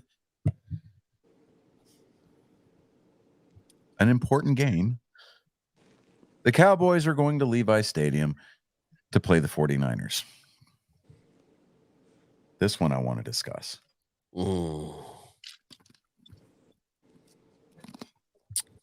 I already know what you're going to say. I already know who you're going to pick. And it pains me. Okay, well, you think about it like this. Right now, as it stands, the 49ers have the ranked second best ranked. You okay there, bud? Yeah, you all froze, and then Oh, okay.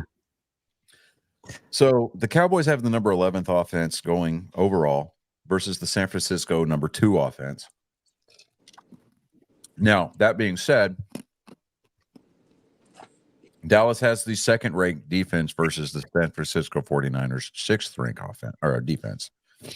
The Cowboys are 14th in passing overall. The 49ers 9th. And rushing, the 49ers are the third best rushing team in the NFL. The Dallas Cowboys are 7th. Now, as far as rushing, I mean, unless they're like the number 1 rushing team and their offensive line is just notorious for making holes, I would not necessarily pay attention to that stat. Now, the last time that they played, which was December 20th of 2020, Cowboys were victorious in that game, 41-33. So I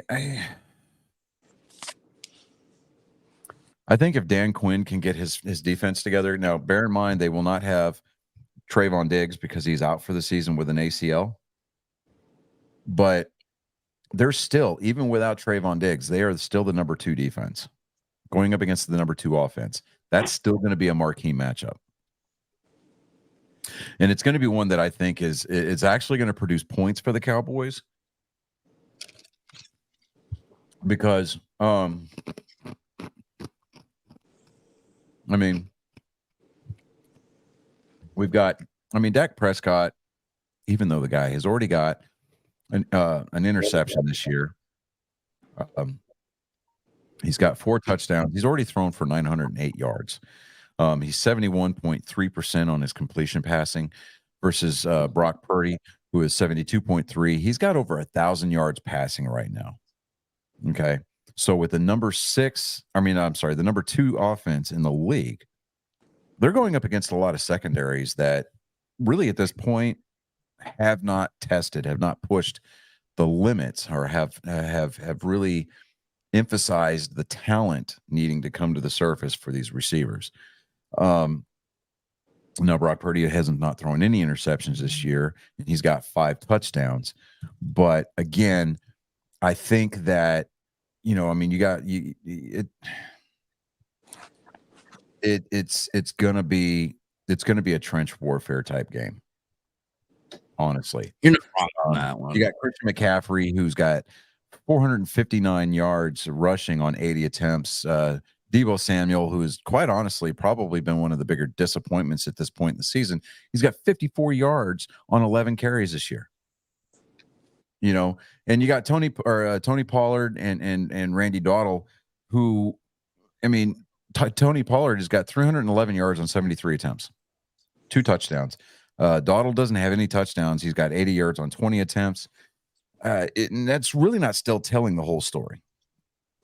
It's really not, because, if you think about it, a lot of the plays that you see from the backfield are screen plays out of Dallas. So they run a lot of screen plays. They run a lot of bootleg options. So, I think, given everything, the number 11 offense for the Dallas Cowboys versus the number 6 defense for the 49ers, it's going to be a tough day for Dak Prescott.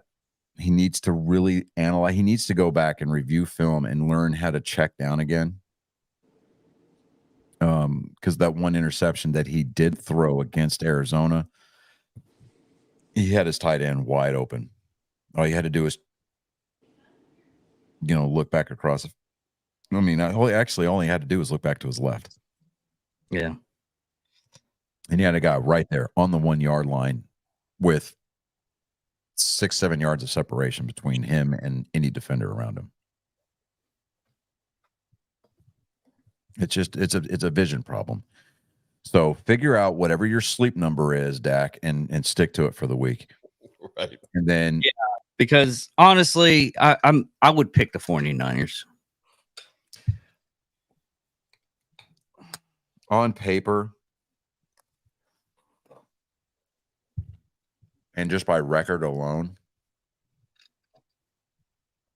yeah, I would give you that. But Now, I given props for what Cowboys been doing. Yeah, but you just think that the 49ers at this point are a better team? yeah, Yeah, like I said, number 2 offense, number 6 defense versus 11 and 2, respectively. I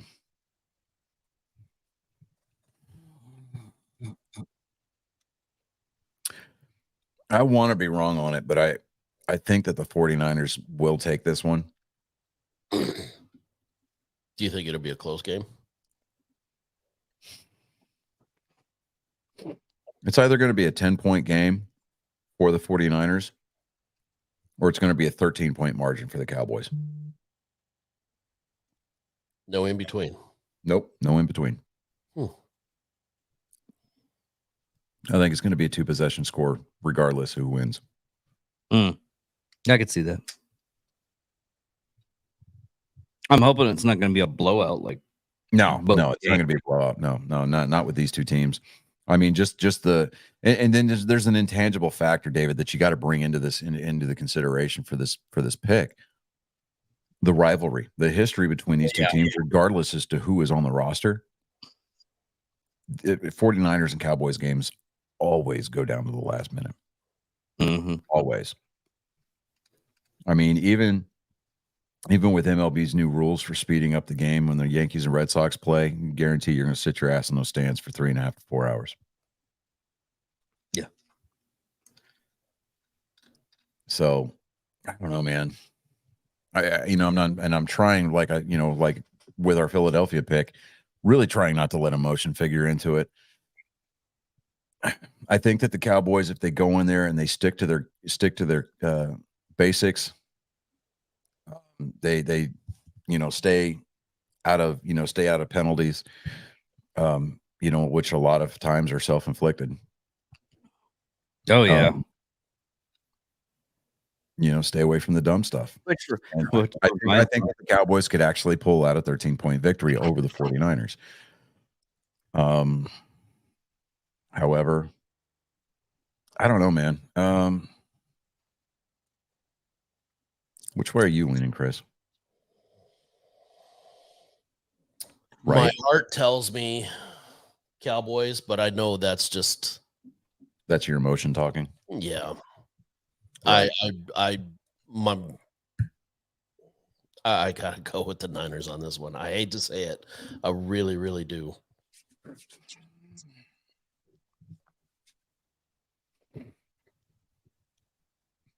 Think about how much this is paining. It pains you to say that. I'm the one that's got to type it. That's why I let you do it.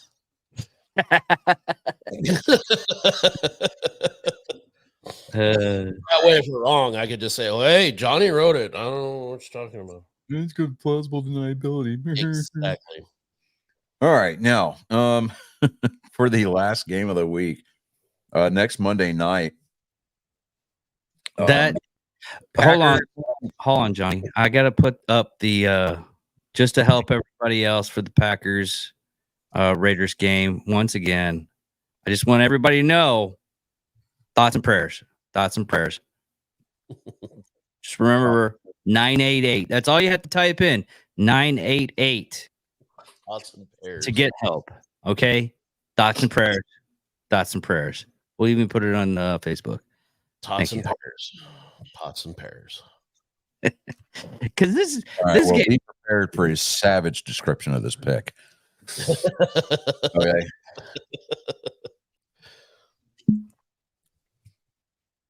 The Packers, I believe, are going to roll into Las Vegas. They're going to barricade themselves in. They're going to dig in. They're going to fortify their position.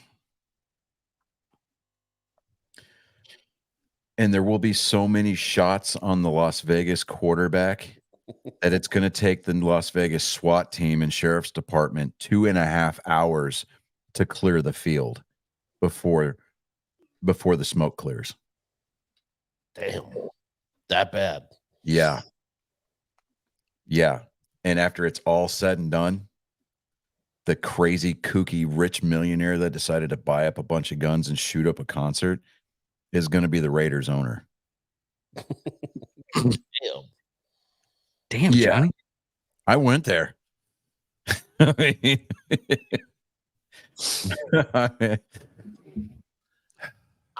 and gentlemen, boys and girls, angry faithful of all ages, be aware you have now been put on notice. The bus for hell leaves at promptly 9 a.m. tomorrow morning. That is Central Standard Time. Yours truly will be driving. Beep, beep. Beep, beep.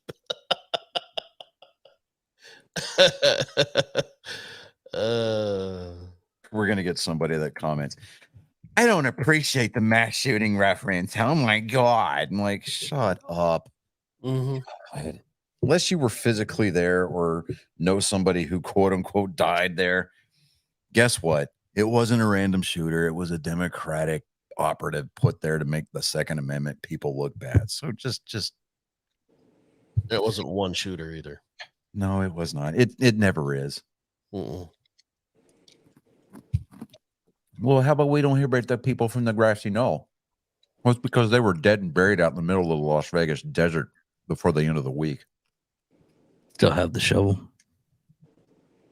Now you make a reference. Now Oh, dude, I was like, references the whole time we've been making and just blank. and then here comes David, boom, out of nowhere with his shooter reference. I mean, come on, dude. I'll give you bonus points if you can tell me what other movie that guy was in. Really? He was in I'll two give- other movies? He was in another very notable movie. I'll give you more if you can name him and what songs he wrote. Shit, I don't know that. You have no idea. Yeah, I knew he was a Another question? musician before I knew he was an actor. Slavon Helms. He was in The Right Stuff. Was he really? Yeah. Oh, He was Chuck Yeager's friend. He's like, hey, you got any Beemans? Yeah, I think I might got some. Mind if I borrow a stick? I'll pay you back later. Fair enough. That guy. I did not know that. Mm-hmm. Yeah, I always knew him as a musician. Yeah. I mean, it would be like David suddenly having a revelation. Dwight Yoakam's a country music star? Actually, I met the man. I thought he was just a shitty doctor on Crank. I had a totem. that dude that had his head cleaved wide open on Sling Blade. No, I knew that because I had a totem around. Out. You and your little retard, little queer boy, get out of here. No, I actually hung out with Dwight Yokel for a while. He had to do the USO show in Bahrain and drove him around. What's up? Okay. See, I would love to hang out with Dwight Yoakam. Just that whole Bakersfield thing, you know, and I'm like, dude, I know you don't really wear those pants that damn tight. Those are just for the photo shoots, right? He's like, hey, he'd probably be like, yeah, no, I don't. Like, why do you think I don't have any kids? Him and Chris Isaac. Mm-hmm. Yeah, Chris Isaac. There you go. All right. So to recap our picks for next week, we have the Redskins over the Bears, Bills over the Jags, Texans shocking the world, and that includes suppressed rice paddy workers in North Korea by beating the Falcons.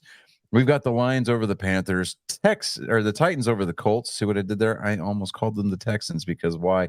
They should still be in Houston. Oh, bad. The Fish over the New York Football Giants.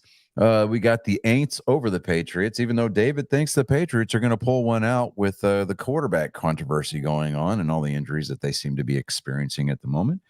We've got the Ravens beating the Steelers because we're trying to right the ship and bring everything good back to the Charm City. We've got the Cards over the Bengals because why? Joe Burrow can't fucking play football this year. That's why. We've got the Eagles over the Rams because, well, as much as we hate the Eagles, we don't have that much faith in the Rams to do anything against anybody except a Pop Warner team. And we've got the Jets going to the Mile High City to park one in the rear of the Donkeys. We've also got the Chiefs over the Vikings. Thank you, Taylor. Thank you. We've got the Niners begrudgingly picked to beat the Cowboys.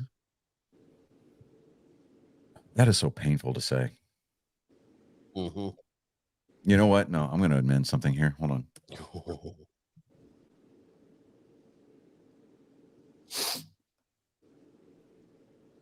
Ronnie's taking the Cowboys on that one. You want me to add you on that one, Chris? Yeah, add me on there. I know I'm wrong. I'm calling it now. We're getting that one wrong. Oh yeah, we're going to take the L on that one, but I can't. Just on principle alone, I can't. Yeah, I gotta stay true. David's over there going, my record's going to get even better. Yeah. Until he calls us or texts us and be like, what the hell happened to the 49ers? Yeah, I that's what's going to happen. There's going to be a guy. He's going to come out of the game. He's going to come out onto the field somewhere after the kickoff to the second half. And he's going to be like, the city is a cancer. That's not wrong. With defecation on your street corners. Well, I'm here to put you on notice. You know, it's like, I don't know why Bane has like a touch of Sean Connery. At the end, but, you know. It's like Sean Connery doing Bane. I can do that. Hold on, Celebrity Jeopardy. Show. Fuck your. No, wait. Hold on. So, you want to use the dark as an ally? Look, I was born in the dark, molded by it. In fact, the first time I saw the light, I was already a man. I will break you. It's like, Then I will come back to Gotham and I will sleep with all of your women. Yes. it's like Bane on the Rock. He's like, You ever heard that? losers drive brown Volvos and winners get to go home and fuck the prom queen. I drive a brown Volvo and my girlfriend was the prom queen. You cannot convince me that The Rock was an unofficial James Bond movie. I was just gonna say that. You ever heard that fan Mhm. theory that Yeah. that he was actually James Bond, Mhm. and it actually lines up like with certain of his movies. It lines up Oh. really well. Guy Ritchie is rumored to have a 2-pitcher contract for James Bond. Oh no way! A James Bond, Guy Ritchie. Directed by John Ritchie or Guy Ritchie. Yeah. Oh, And I wouldn't even Henry Cavill just had an audition at Albert Broccoli Studios, and the director, an unnamed director, said that Henry Cavill's audition was tremendous. Oh, that's awesome. We are I- gonna. I'm gonna get my stuff. If we don't get an Idris Elba or Tom Hiddleston James Bond, I want Henry Cavill. Yes, Oh, absolutely. That'd be fantastic. dude. You really want to jump down a rabbit hole sometime. Look up, and I'll see if I can find this video. It's on YouTube. That you've seen the movie Snowpiercer, right? Yeah. That there Yeah, is Chris that Snowpiercer is actually a sequel to Willy Wonka and the Chocolate Factory. Really? Oh, you know what? I can see that now. Oh no, this dude goes into it's like a 20-minute video and he breaks it down so freaking well. I swear to God. Like by the end of it, I was totally convinced. I was 100% convinced. I will find that video. I will send it. I'll put it in the group chat for you guys. Okay, cool. It's oh my God, it's mind-blowing because it makes so much damn sense. I did the official unboxing for David and Chris before the show started. Colin, I sent you the picture before they even saw anything. You did? I did. Oh, that's right. You did. Yeah. Okay. Oh, and in retrospect, before we get to the NASCAR section, we're picking the Packers over the Raiders. Those are the picks for the week. David, I'm fixing to send those to you so you can get them up on our Facebook page. Okay. I might have to go because I got food. So That's Okay. fine. All right. Oh, that's Uh, how. Hold on just a second, Colin, because you're going to want to see this. Okay. Let me so, put you on solo. Let me see here. okay. There we go. You're on solo. I have had this particular model on my bucket list of things that I absolutely wanted to build since 2009 when the original release of this model came out. I ordered it and I got it today. This is the 1/350 scale USS Enterprise refit, right, from Polar Lights. This thing, when it is fully assembled, is 34 inches long. Okay. It is massive. I opened this up today, and I'm telling you, I was blown away. The saucer section alone is 16 inches across. You see that, Colin? Yeah. 16 inches. This is one of the warp nacelles. Okay. Oh, and Colin, check this out. This is the sheet of decals.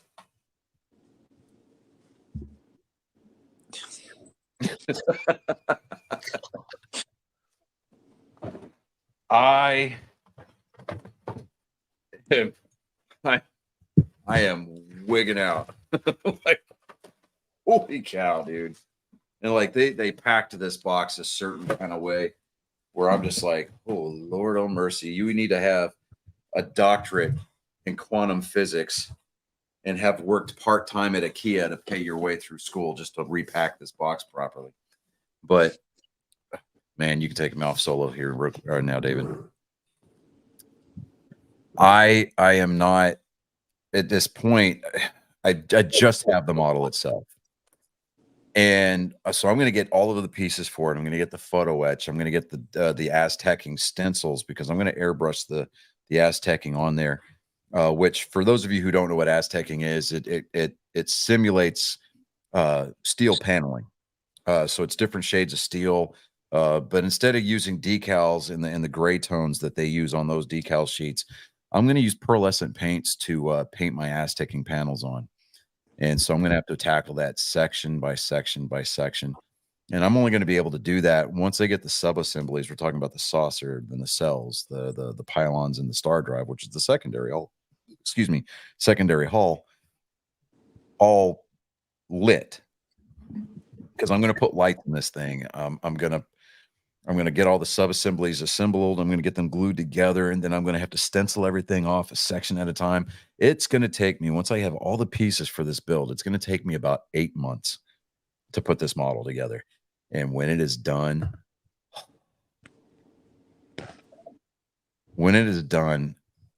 I'm not going to be able to go back and put together anything else and not feel like it's just an inferior build. Right? It's going to be hard to step up from that. It is. Now, something that I'm going to use is kind of a dry run for it, just to kind of get my hands dirty again. And I discussed this with David and Chris via the text message thread. I have a model of an F-117 Nighthawk stealth fighter. I am going to purchase a 3.8 ounce fluid ounce bottle of the world's blackest paint to paint this aircraft with. If you've ever seen that on video, it is insane. Yeah, if you have not seen it, Google the world's blackest paint. There's a guy out there who did an entire YouTube series where he painted his H2 Hummer with it. Yes, I saw that. And he rolled it out in the sun. It didn't look real.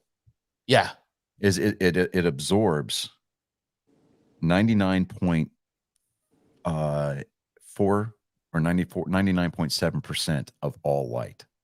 Mm-hmm.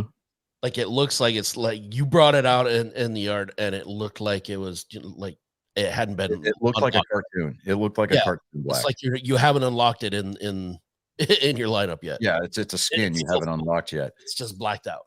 Yeah, so I'm going to paint the F-117 in those colors. That's going to be crazy. And the only white that's going to be on it is going to be for the interior bays and the landing gear. How much does that paint cost? That paint is like $24 for a 3.8. Oh. Yeah. Yeah. So you can imagine how much the guy that painted his H2 Hummer spent, because he bought like 3 gallons. Yeah.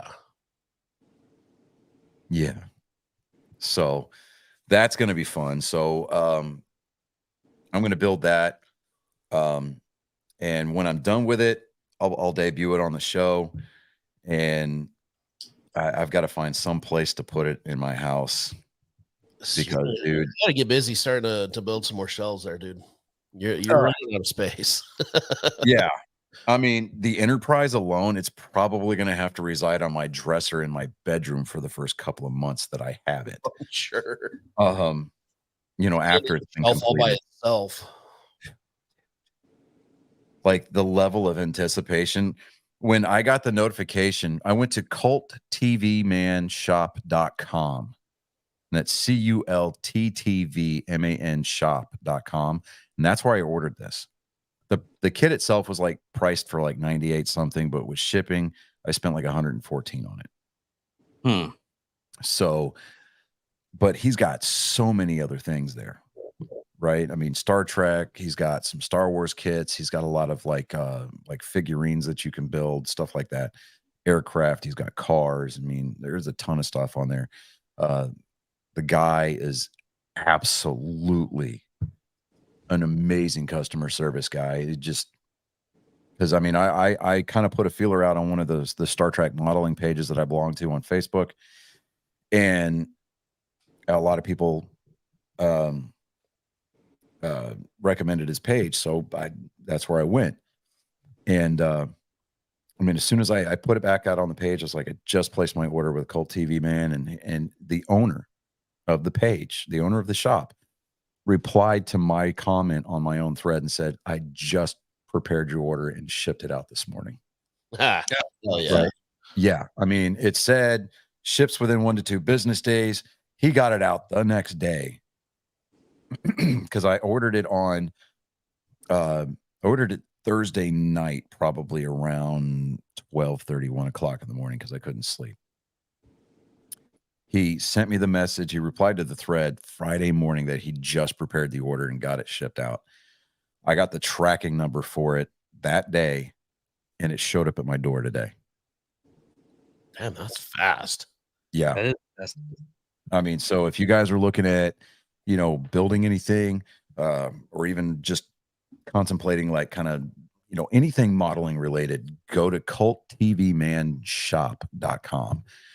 And I'm telling you, the dudes, hands down, 100% recommend him 100% of the time. But moving on, Colin, you said you got to go because you got food? Yes. All right, bud. Good luck in your game tomorrow. Have your mom take a lot of pictures. Have her send them to me. Give brother a hug. I will give you guys a call Wednesday. Mm-hmm. And then Friday, we're driving all the way up there because got you for a 4-day weekend, bud. Yep. All right. Love you 3,000, buddy. Love Talk to you you. later. And there he goes, everybody. So this weekend, NASCAR visited Talladega. Talladega is always that wild card race because it's the super speedway. You can get caught up in somebody else's mistake that is like 6 rows in front of you, and you're traveling within 6 to 7 inches of the guy on either side of you, and you're traveling at close to 200 miles an hour. Literally, when the pack is all together, first place and 31st place are separated by less than a second. That's how fast the pack racing gets at Talladega. Ryan Blaney actually picked up the win, which was kind of cool, but he barely beat out Kevin Harvick for the win.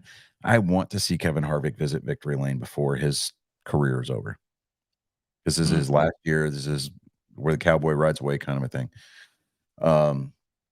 What about the Wonder Bread and the Old Spice cars? How are they? All right. So for those of you who are trying to understand what David's talking about, excuse me. Hold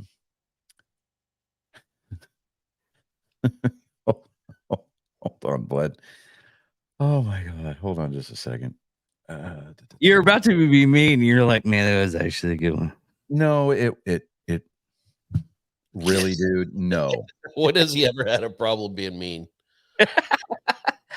and for the record, no, was not good. Okay. Ryan Preece and Chase Briscoe from Stewart Haas Racing this weekend recreated the Talladega Nights paint schemes of Ricky Bobby and Cal Naughton Jr. Yes, they did. In fact, Ryan Preece, who was in the Old Spice car, which is Cal Naughton's junior car, for the driver introductions, actually walked out and did the whole and then walked through, just like Cal Naughton Jr. did in the movie. Because there Awesome. was a TikTok that went out the day before. If Ryan Preece doesn't do this, we riot. And apparently either he saw it or he already had it planned to do it. Those they cars had- actually looked really good, and they were racy. They were leading for a little bit there. Oh yeah. No, they had to have that queued up as soon as they came up with it. They're like, we have to walk out like this. We have to do it. Yeah. There's I no mean, so yeah, and I just thought it was great because at the race we saw a guy that almost was a dead ringer for Will Ferrell, and he was wearing a Wonder Bread fire suit walking around. Yes. You know? It was through the midway, right? Yeah, it's through the midway. Yeah, so he the- actually went over there and was talking to the people that had that wrestling ring set up. Yeah. So, but Ryan Blaney picked up the win. William Byron actually came in second on that race. Denny Hamlin. And the reason why Kevin Harvick didn't finish second was because he did not pass post-race inspection. They nailed him for something. I think it was the fasteners on his windshield, which Really? the fasteners for your windshield do not make you go any faster. I don't know. NASCAR has got You never it know. out for him. You never know, Johnny. I mean, Maybe they're made out of mithril or something. the only time, like, okay, so Denny Hamlin got dinged a couple of months back for having an unapproved piece of tape on the nose of his car, Oh my God. right? You trying to tell me that something that is like 0.41 microns thin is going to make your car faster? It's going to help you out with downforce. It wasn't even over a grill. It wasn't over an opening at all. It was just on the nose. But hey, NASCAR going to do what NASCAR do. I mean, as much as I don't like Denny Hamlin, I think that the penalty was stupid. Yeah. And Kevin Harvick's car had to pass pre-race inspection, and nobody said anything about the fasteners then. You trying to tell me that somebody in the number 4 camp decided in the dead of night they're going to sneak into the garages and they're going to swap out all the windshield fasteners? Mhm. Come on, man. That's not a good look, NASCAR. It's not a good look at all. It was the same guy that tied the noose in Bubba Wallace's garage. Yes, it was the same guy that tied the noose in Bubba Wallace's garage stall a few years back. He's the Talladega Bandit, man. I mean, when is this guy going to stop? I mean, he's never at the point. It's almost like he's writing encrypted letters to the police department or NASCAR's head office going, "You'll never catch me," you know?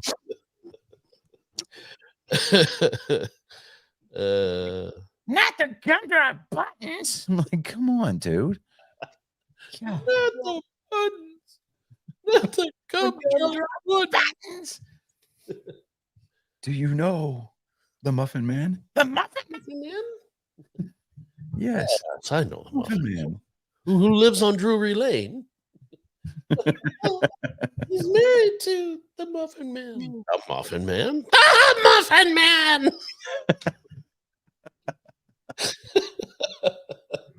God, I've seen that movie way too I much. went to Ollie's with Mindy the other day. We were just looking. Like, you know, you only go in there not expecting to buy anything, but then you walk out after spending like $60 or $70, and it's on crap that you know you don't need.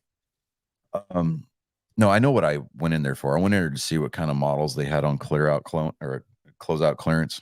They Yeah. had a couple of stuff that I was like, okay, I could see myself building it. Like they had a really cool Ford cargo truck that was for like a Coca-Cola paint scheme. Oh, that's cool. And it was a semi-tractor trailer is what it was. So it was like it was like a day cab connected to a Coca-Cola trailer. But I was like, oh man, I got so many things on my build list. I would never get to this. But still walked out of there spending $70. We were in there and I forget what it was. We were seeing something. She said something about the Muffin Man. I was like, and I just said it loud out in the middle of the store. She's just like, oh my God. She starts laughing. Did I send you that TikTok of the Airbnb in Scotland that actually has his swamp set up and his house in the swamp, and you can get it as an Airbnb No. in Scotland. I'm gonna go find it. I'll send it to you. It is. Yeah, you sent that to me. That's actually I pretty think I cool. did send it to you. It was fantastic. And I Okay. sent it to the girl I'm seeing right now, and she's like, "When are we going?" I was like, "I'm down. Let's go. Say Let's less. do it." Say less. All right. So back to NASCAR. So Ryan Blaney has punched his ticket. He is now advancing to the round of 8, along with William Byron, who won last week at Texas Motor Speedway, and that was witnessed by Trace Truly, right? Not yours truly, but Trace. Like 1, 2, 3. Okay, that's what I'm going with. I'm going with it. Next week is the Bank of America Roval 400 at the Charlotte Motor Speedway road course. There is a lot of grumblings and rumors flying around about next year's NASCAR schedule. Bristol is getting 2 concrete races. They're taking the dirt off of Bristol. Thank God. North Wilkesboro Speedway getting the All-Star race again. The Roval may be going away. Charlotte Motor Speedway may getting 2 races next year on the oval. The Brickyard 400's coming back. We're going back to the oval at Indianapolis Speedway, Motor Speedway. Cannot wait. That is going to be so great. There hasn't been a lot of rumors about the influx or the oversaturation of road course races for next year. There's even rumors that Texas is one race, non-playoff race, or Texas is one race, may get moved either to April or it may get left where it's at. Really not sure yet. The schedule for next year is supposed to be coming out in the next few days.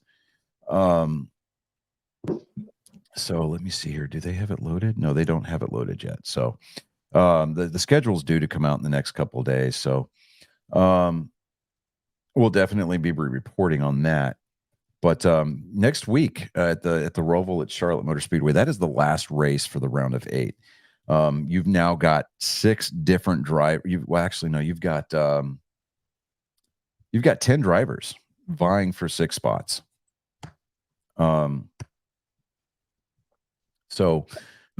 Because after next week, they go to Las Vegas, they go to Miami, and then they go to Martinsville. Martinsville's the cutoff. The field of 8 will be whittled down to 4, and then we're going to head off to Phoenix for the swan song for the 2023 season. Hopefully 2 of those 4 going to be Hendrick drivers. I'm pulling for William Byron and Kyle Larson to be at that race contending for the championship. Even though we don't want it, Denny Hamlin probably going to be there. Ooh. And even if he doesn't qualify for the championship 4, he's going to make his presence felt because it's Denny Hamlin, and he just wants to be a person. But he's only half the word, Denny. Blue Falcon. Bravo Foxtrot. Yeah, Bravo Foxtrot. Man, I really don't. I have not been playing I have not played Starfield once since I've been home from the race because I have just been consumed with schoolwork this week. So, I am, however, reading this really great book by Paul Weir. He's the same guy that wrote The Martian. You got it in? Yeah. It's called Project Hail Mary. Dude, I'm already 3/4 of the way through this book and I cannot put it down. Nice. Oh, dude, it's so good. Like the story just kind of pulls you in right away. It's a little slow at the beginning, but as soon as it takes maybe 2 chapters, maybe a chapter and a half before things really start to build, and you can physically see the foundation being built and you see walls going up. Yeah. And dude, it's such a good book right now. There's a book after this that's part of the same universe. It's called Artemis. I'm going to find a copy of that. I'm going to pick that up and give that a read. Once I'm done reading that, I'm going to find a copy of the actual Martian. I'm not talking about the motion picture adaptation. I'm talking about pre-movie edition. Maybe try to find a first or second edition printing of the Martian and kind of complete that set. Paul Weir is an amazing sci-fi writer. Absolutely. And then going forward from there, I'm probably gonna start checking out like these secondhand bookstores, thrift stores, stuff like that, and see what I can find in the way of like Star Trek novels and start building my own collection, driving my wife and sister-in-law absolutely batshit crazy with it. So I'll have to start building shelves in the storage room just to keep my books. So, More shelves. yeah, more shelves.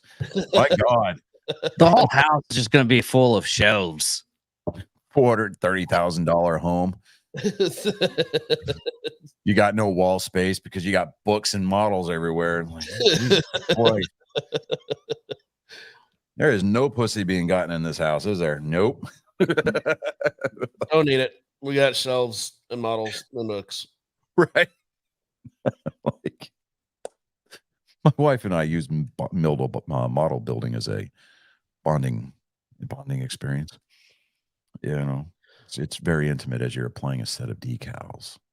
Put down. So I like what you did there. Like Bonding. Yeah, see what I did there? That was pretty good. like a ghost. When they're doing the clay, the pottery making. Right, from Ghost. Right. Yeah. Honey, I need you to put this 2-part clear into the airbrush and gently stroke it back and forth. Be careful about the pressure that you use with your fingertip, you know. You make it sound like Barry White. Steady Kind movement. of turned on over here. It's fantastic. On that note, everybody, we're going to close up the show for Nerd Sports episode 128. Thank you all for listening. Thank you all for watching. I'm David Dickerman. I'm Johnny Skelton. And I am Chris Jacka. Thank you, everybody. Later. Peace out. Later. Make yourself known. Stand upon that hill and take what is rightfully yours. David's virginity.